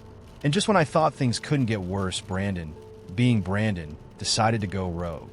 "I've got a plan," he whispered, grabbing one of the squirt guns. I grabbed his arm. "Brandon, don't." But it was too late. Before I could stop him, Brandon stood up, raised the squirt gun over his head like some kind of deranged action hero, and walked toward the SWAT team. Now, I don't know if you've ever seen a SWAT team react to a teenager holding a squirt gun, but let me tell you, they do not find it funny. "Drop the weapon," someone shouted. "It's just water," Brandon yelled, holding the gun over his head like an idiot. "And donuts. We have donuts." That's when they tackled him. It was like watching a lion take down a gazelle on the Discovery Channel. One second he was standing there, the next second he was face down on the pavement covered in cops. Long story short, they didn't find the prank nearly as amusing as we thought they would. Brandon got hauled off in cuffs, and the rest of us spent the next several hours in the principal's office explaining how it was all just a joke gone horribly, horribly wrong. We didn't get expelled, but we came very close. And they made us pay for every lock we used, plus the damages to the school. I think Brandon's still banned from every school function to this day. But hey, at least we went down in history. You ever have one of those moments where your brain feels like it's screaming at you, but you have no idea why? Like all your senses align for just 1 second and shout, "Leave." This happened to me about 8 years ago, and to this day, I think about it whenever I go on a road trip. I was on my way to a small town in southern Oregon to visit my old college roommate, Tim. He had just moved there with his wife and invited me to catch up for a long weekend. I hadn't seen him in years, and I was excited to get out of the city. I remember it was early spring, that weird liminal season where it's cold enough in the morning to need a jacket. But by midday, you feel like you're baking in the car. I had my favorite podcast on. The sun was just starting to set, and I was vibing hard, windows cracked, snacks within reach, cruising down this quiet highway, surrounded by nothing but forests. The drive was supposed to be straightforward. 3 hours on a scenic route with hardly any traffic. I was about halfway there when my GPS chirped, "Accident ahead. Recalculating. Alternate route available." I glanced at the screen. The new route was a bit longer, but only by 20 minutes or so. It detoured through some back roads and dumped me out just outside the town where Tim lived. No big deal. I figured I might as well take it. The road, less travel, right? That's when things started to get weird. About 10 minutes into the detour, my reception started to flicker. I wasn't too worried at first, typical rural dead zones. But soon, the GPS lost its mind entirely, rerouting me every few seconds, pointing me in all kinds of directions. At one point, the screen said I was driving through a lake. I laughed it off at first, thinking, technology, huh? Gotta love it. But the deeper I went into that back road, the weirder it got. Trees pressed closer to the road, branches overhead intertwining like they wanted to block out the setting sun. No street signs, no mile markers, just mile after mile of winding road. My gut started to tighten in that subtle, nagging way you try to ignore. I rolled down my window a bit more, hoping the fresh air would snap me out of whatever weird vibe I was sinking into. Then I saw it, a rusted old truck parked on the side of the road, just ahead of me. There was a man standing next to it, hunched over the hood. I slowed down, thinking maybe he needed help, but as I got closer, my skin started to crawl. He wasn't doing anything, just standing there with his back to me, perfectly still. Something about his posture, the way his head tilted just slightly to the side like he was listening for something, set off alarm bells in my head. I passed him without stopping, my heart thudding harder in my chest than it should have been. As my car crept by, I glanced at my side mirror. The man had turned his head toward me, just enough for me to see his eyes. I can't explain it, but those eyes, they weren't right. They looked too aware, too focused, like he was waiting for me to do something. I gave him a quick wave, more out of nervous habit than anything, and pressed the gas a little harder. That was the first red flag, but it wasn't the last. The road kept narrowing, winding deeper into the woods. It had been about 20 minutes since I'd seen the guy by the truck, and I was trying to shake off the encounter, convincing myself I was just overreacting. People break down on the side of the road all the time. Maybe the dude was just having a weird day, but the tension in my gut wouldn't go away. Then I noticed something strange, the gas gauge. I had filled the tank before leaving the city, but somehow, the needle was already hovering near a quarter tank. That didn't make sense. I hadn't driven far enough to burn through that much gas. I chalked it up to a glitch. Cars do that sometimes, right? But now I was starting to feel trapped. No signal, dwindling fuel, no idea where I was, and the road had become too narrow to turn around without backing up for what felt like miles. I told myself to stay calm. I'd find a wider patch soon, pull over and figure things out. Worst case, I'd just keep driving until I hit civilization again. But the deeper I went, the worse it got. The forest felt suffocating now. The trees leaned in closer, and the sky had darkened into that eerie twilight where everything looks like it's holding its breath. And that's when I saw it. The truck, the same rusted piece of junk from earlier, parked on the side of the road, just ahead of me. But this time, there was no man. My stomach dropped. There was no way I could have circled back without noticing. I hadn't taken any turns, and the road had been a straight shot for miles. So how the hell was that truck in front of me again? My hands gripped the steering wheel, slick with sweat. I slowed the car, my mind racing through every possibility. Maybe there were two identical trucks, but that didn't sit right. The odds were too slim, and something about this whole thing felt deliberate. I could feel it now, this gnawing sensation that I wasn't alone. Someone was out here, watching, waiting, and I was exactly where they wanted me to be. I debated turning around, but the road was too narrow, and backing up felt like a death sentence. So I did the only thing I could. I kept driving. I passed the truck slowly, scanning the area, but there was nothing. Just the truck, silent and empty, like it had been abandoned years ago. Except for one thing. The hood was warm. I didn't stop to think. My gut was screaming at me now, louder than it ever had in my life. I slammed the accelerator, tires kicking up gravel as I tore down the road. I didn't know where I was going, but I knew I had to get out of there. Fast. As I sped away, I heard it, the unmistakable rumble of an engine coming to life behind me. I glanced in the rearview mirror, and my heart nearly stopped. The truck was back on the road, headlights off, barreling toward me at full speed. This was no coincidence. Someone was chasing me. I floored the gas, praying the road would open up soon. The truck gained on me, its engine roaring louder and louder. I could barely keep control on the narrow curves, my tires skidding on loose gravel. Every second felt like an eternity, my pulse pounding in my ears. Then out of nowhere, I saw it, a fork in the road. I didn't think, I just took the left path, hoping it would throw them off. The truck roared past, unable to make the sharp turn in time. For a split second, I thought I was in the clear, but that's when I saw something worse. I knew it was going to be a long day when I saw Mr. Thompson's dog, Buddy, standing in my front yard again, barking at absolutely nothing. Buddy wasn't an aggressive dog, just one of those small, yappy ones who had a god complex. His little legs trembled as he yapped at a lawn ornament, as if the ceramic gnome was some kind of existential threat. This had become a regular thing. Thompson let the dog roam free, figuring it was the neighborhood's problem, not his. The first few times, I politely walked Buddy back to his house, rang the bell, and gave Thompson the usual, "Hey, just wanted to return your dog." He'd smile like I was doing him a favor, never an apology, just a thanks, neighbor. But today, I just stood there, watching Buddy lose his mind at an inanimate object. I should have walked him home, but I didn't feel like being a good neighbor today. Thompson wasn't going to change, and neither, it seemed, was Buddy. I tried to focus on raking leaves. The tree in my front yard was dumping them like it had a personal vendetta against me. The wind wasn't helping either. Every time I cleared a pile, another gust scattered them back across the yard. Buddy, of course, thought this was the greatest thing he'd ever seen. Each swirl of leaves sent him into a barking frenzy, and pretty soon it was just me, Buddy, and chaos. That's when I snapped. I dropped the rake, clapped my hands, and shouted, "Buddy, shut up!" He froze mid-bark, tilting his head like I'd just told him the secrets of the universe. Then, with a quick snort, he went right back to barking. I stood there, exasperated, debating if it was illegal to yell at someone else's dog. Probably not. At least not yet. A few minutes later, Thompson sauntered over in his usual worn-out baseball cap, as if he'd timed his appearance to make it look like he was keeping an eye on Buddy all along. "Sorry about him," Thompson said, not sounding sorry at all.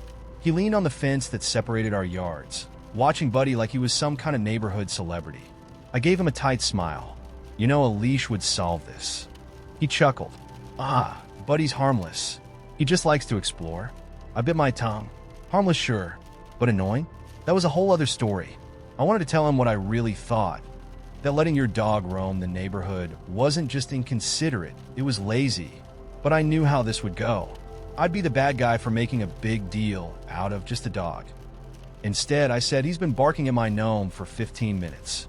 Thompson grinned, like I'd just paid Buddy a compliment. "He's a character, isn't he?" "Yeah," I muttered. "A real riot." Thompson whistled, and Buddy trotted over, tail wagging like he'd just conquered my yard. Thompson gave me a nod, the kind that said, "Problem solved," and walked away with Buddy trailing behind him. I went back to raking leaves, but I couldn't shake the feeling that this wasn't about the dog. It was about the way people assumed the world should bend around them. Thompson wasn't a bad guy, not really. He just lived his life as if everyone else existed to accommodate him. and Buddy was the four-legged embodiment of that attitude. The next morning, Buddy was back. This time, he was barking at a squirrel on my porch like it owed him money. I stared out the window, coffee in hand, and debated my options. I could confront Thompson again, but we both knew how that would go. Or I could just let it go, let Buddy bark until he got bored, and moved on to the next lawn. But then I had a third thought. I grabbed a leash from the closet, an old one I'd bought years ago, back when I thought I'd get a dog of my own. I slipped on my shoes, walked outside, and snapped the leash on a Buddy's collar.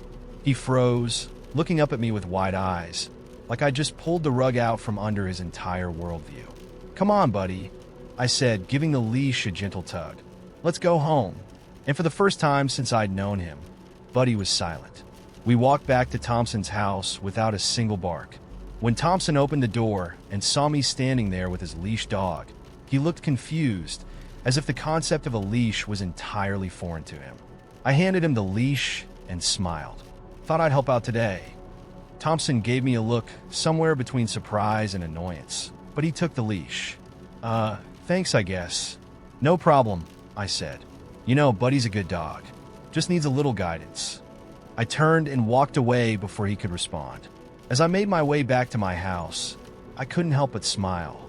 It wasn't much, but it felt like a win. One small victory against the tide of everyday annoyances. And as I sat back down with my coffee, I noticed something miraculous. For the first time in days, Buddy wasn't barking. The night my dad called to ask for help moving, I almost let it go to voicemail. I was sitting on the couch, scrolling through TikTok with the TV on in the background, when his name popped up on my phone. We hadn't talked in months, unless you count a brief exchange of birthday texts. The kind that read like automated messages. "Happy birthday. Hope you have a great day." I stared at the screen for a moment, thumb hovering over the red button. But something in me, it might have been guilt or just curiosity, made me swipe green. "Hey, Dad." "Hey, kiddo." He still called me that, even though I was 32. "Listen, I hate to ask, but can you come by tomorrow? I need a hand moving some stuff." "Moving?" I said, caught off guard. "What's going on?" There was a pause just long enough to be awkward. "I sold the house. The house. The one I grew up in. The one he and Mom bought in 1988. Back when the world seemed full of possibilities and the idea of them splitting up felt as far-fetched as winning the lottery." "Oh," I said, trying to keep my voice neutral. "When did that happen?" "A couple of weeks ago," he answered, like it was no big deal. "The buyers close next week. I just need help with the last few things." I knew what he wasn't saying. Your mother isn't coming to help, and neither is anyone else. I told him I'd be there by noon. The drive to my dad's place felt longer than I remembered. The neighborhood looked mostly the same, though a few houses had new paint jobs, and the old diner on the corner had been replaced by a smoothie shop. I try not to feel weird about it, but it was hard. It's like the world had gone on without me, rearranging itself in ways I hadn't signed off on. When I pulled into the driveway, Dad was already outside, sitting on a lawn chair next to a couple of cardboard boxes. He stood up when he saw me, a little slower than I remembered, and gave me a wave. "Thanks for coming," he said as I got out of the car. I wasn't sure if he'd make it. He meant it as a joke, but it stung more than I expected. I forced a smile and nodded toward the boxes. "This everything?" "Almost," he said. "There's a few more things inside. Shouldn't take long." We carried the boxes into the back of my car in silence. They were lighter than I expected. Mostly old photo albums, a couple of tools, and random knickknacks I vaguely recognized from my childhood. The heavy stuff was already gone, sold, or given away, leaving the house feeling hollow and strange, like an empty shell. Inside, the kitchen was bare except for a couple of mugs and a single chair. I glanced around, feeling like I was looking at someone else's memories through a dusty lens. "You really sold it, huh?" I said, more to myself than to him. He shrugged, like it wasn't a big deal. It was time. That was the thing about my dad. He always made life sound simple, even when it wasn't. When Mom left, he'd shrug the same way, as if losing a 20-year marriage was just another Tuesday. Back then, I thought it made him strong. Now, I wasn't so sure. We moved the last few boxes from the basement. Mostly junk he couldn't decide if he wanted to throw away or keep. As we worked, we didn't talk much, just grunted under the weight of old furniture and muttered things like, "Watch your step and careful with that lamp." It was strange being back in the house where I grew up. Every room held echoes of who I used to be. The kid who built forts out of couch cushions. The teenager who slammed doors and blasted music to drown out arguments. I walked through the empty living room, trying to remember the way it used to feel, but the memories were like worn-out photographs, blurry around the edges, fading in the middle. At some point, we took a break and sat on the porch steps, drinking bottled water from the gas station. The sky was a soft gray, the kind of overcast that makes everything feel a little heavier. "So," I said, breaking the silence, "where are you moving to?" Dad took a sip of water, watching the street like he was expecting someone to show up. "Got a place out near the lake," he said. "Small but nice. Enough room for me and the dog." I nodded, trying to picture him out there, alone by the water. It made sense in a way. He'd always liked fishing, and the idea of him in a small cabin, surrounded by quiet, felt oddly fitting. Still, the thought of him moving out there, so far from everything familiar, made my chest ache. "Does Mom know?" I asked, regretting it as soon as the words left my mouth. He gave me a look. "Why would she? Right?" I muttered, feeling stupid. Of course she didn't know. They barely spoke anymore, except for the occasional exchange about taxes or alimony. The idea that she'd care about the house, or anything he did, was wishful thinking. We finished packing around sunset. The house was officially empty, just walls and floors and echoes. We stood in the driveway, leaning against our cars, neither of us ready to leave, but not knowing how to stay. "Thanks for your help," Dad said, scratching the back of his neck. "Couldn't have done it without you." "It's no big deal," I said, though it felt like it was. He looked at me for a moment, like he wanted to say something more, but couldn't quite find the words. It was the same look he gave me the day I left for college. Half proud, half sad, and entirely lost. "You know," he said finally, "I'm proud of you. I don't say it enough, but I am." I swallowed hard, the words landing heavy in my chest. "Thanks, Dad." We stood there a little longer, watching the sky shift from gray to deep blue. Somewhere down the street, a dog barked. A car rolled by, headlights cutting through the dusk, and for a moment, everything felt still. "I guess this is it," I said quietly. He nodded. "Yeah, I guess it is." We hugged awkwardly. One of those stiff, man hugs where you pat each other on the back like you're afraid to hold on too long. Then he climbed into his truck and gave me a wave through the open window. "Take care of yourself, kiddo." "You too, Dad." I watched him drive away, the taillights disappearing down the street. For a long moment, I stood there in the driveway, the air thick with the weight of everything we didn't say. Then I got into my car, put it in drive, and left the house behind. On the way home, I rolled the windows down and let the cool night air wash over me.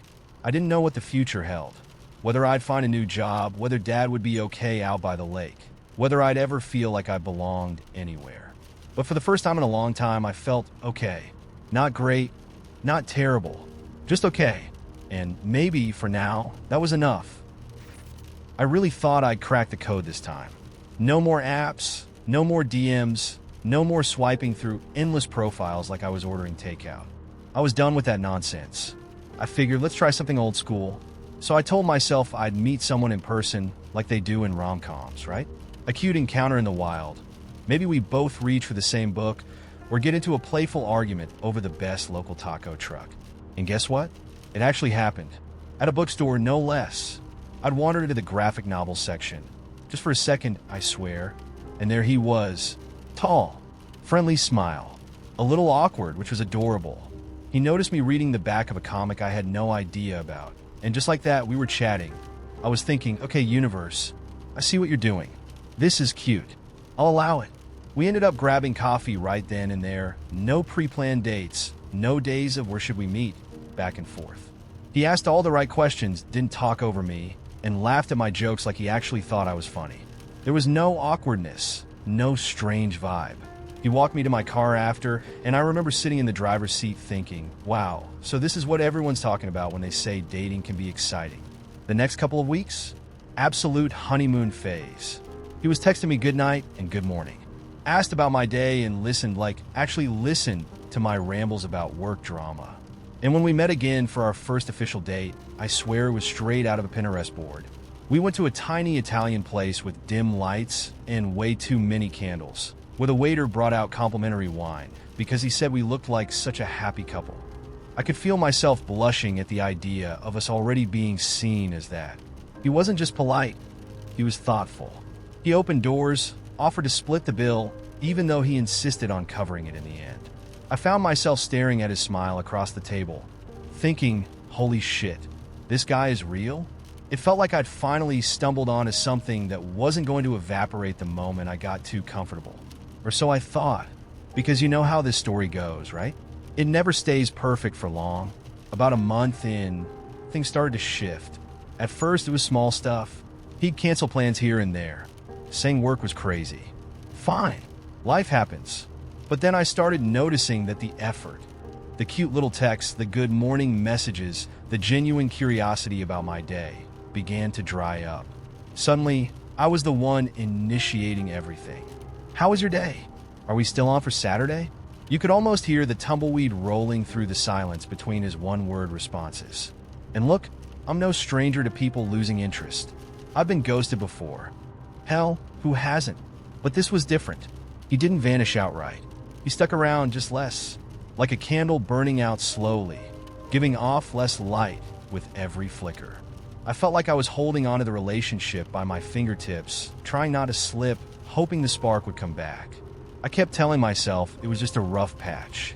Maybe he was stressed with work or had personal stuff going on that I didn't know about yet.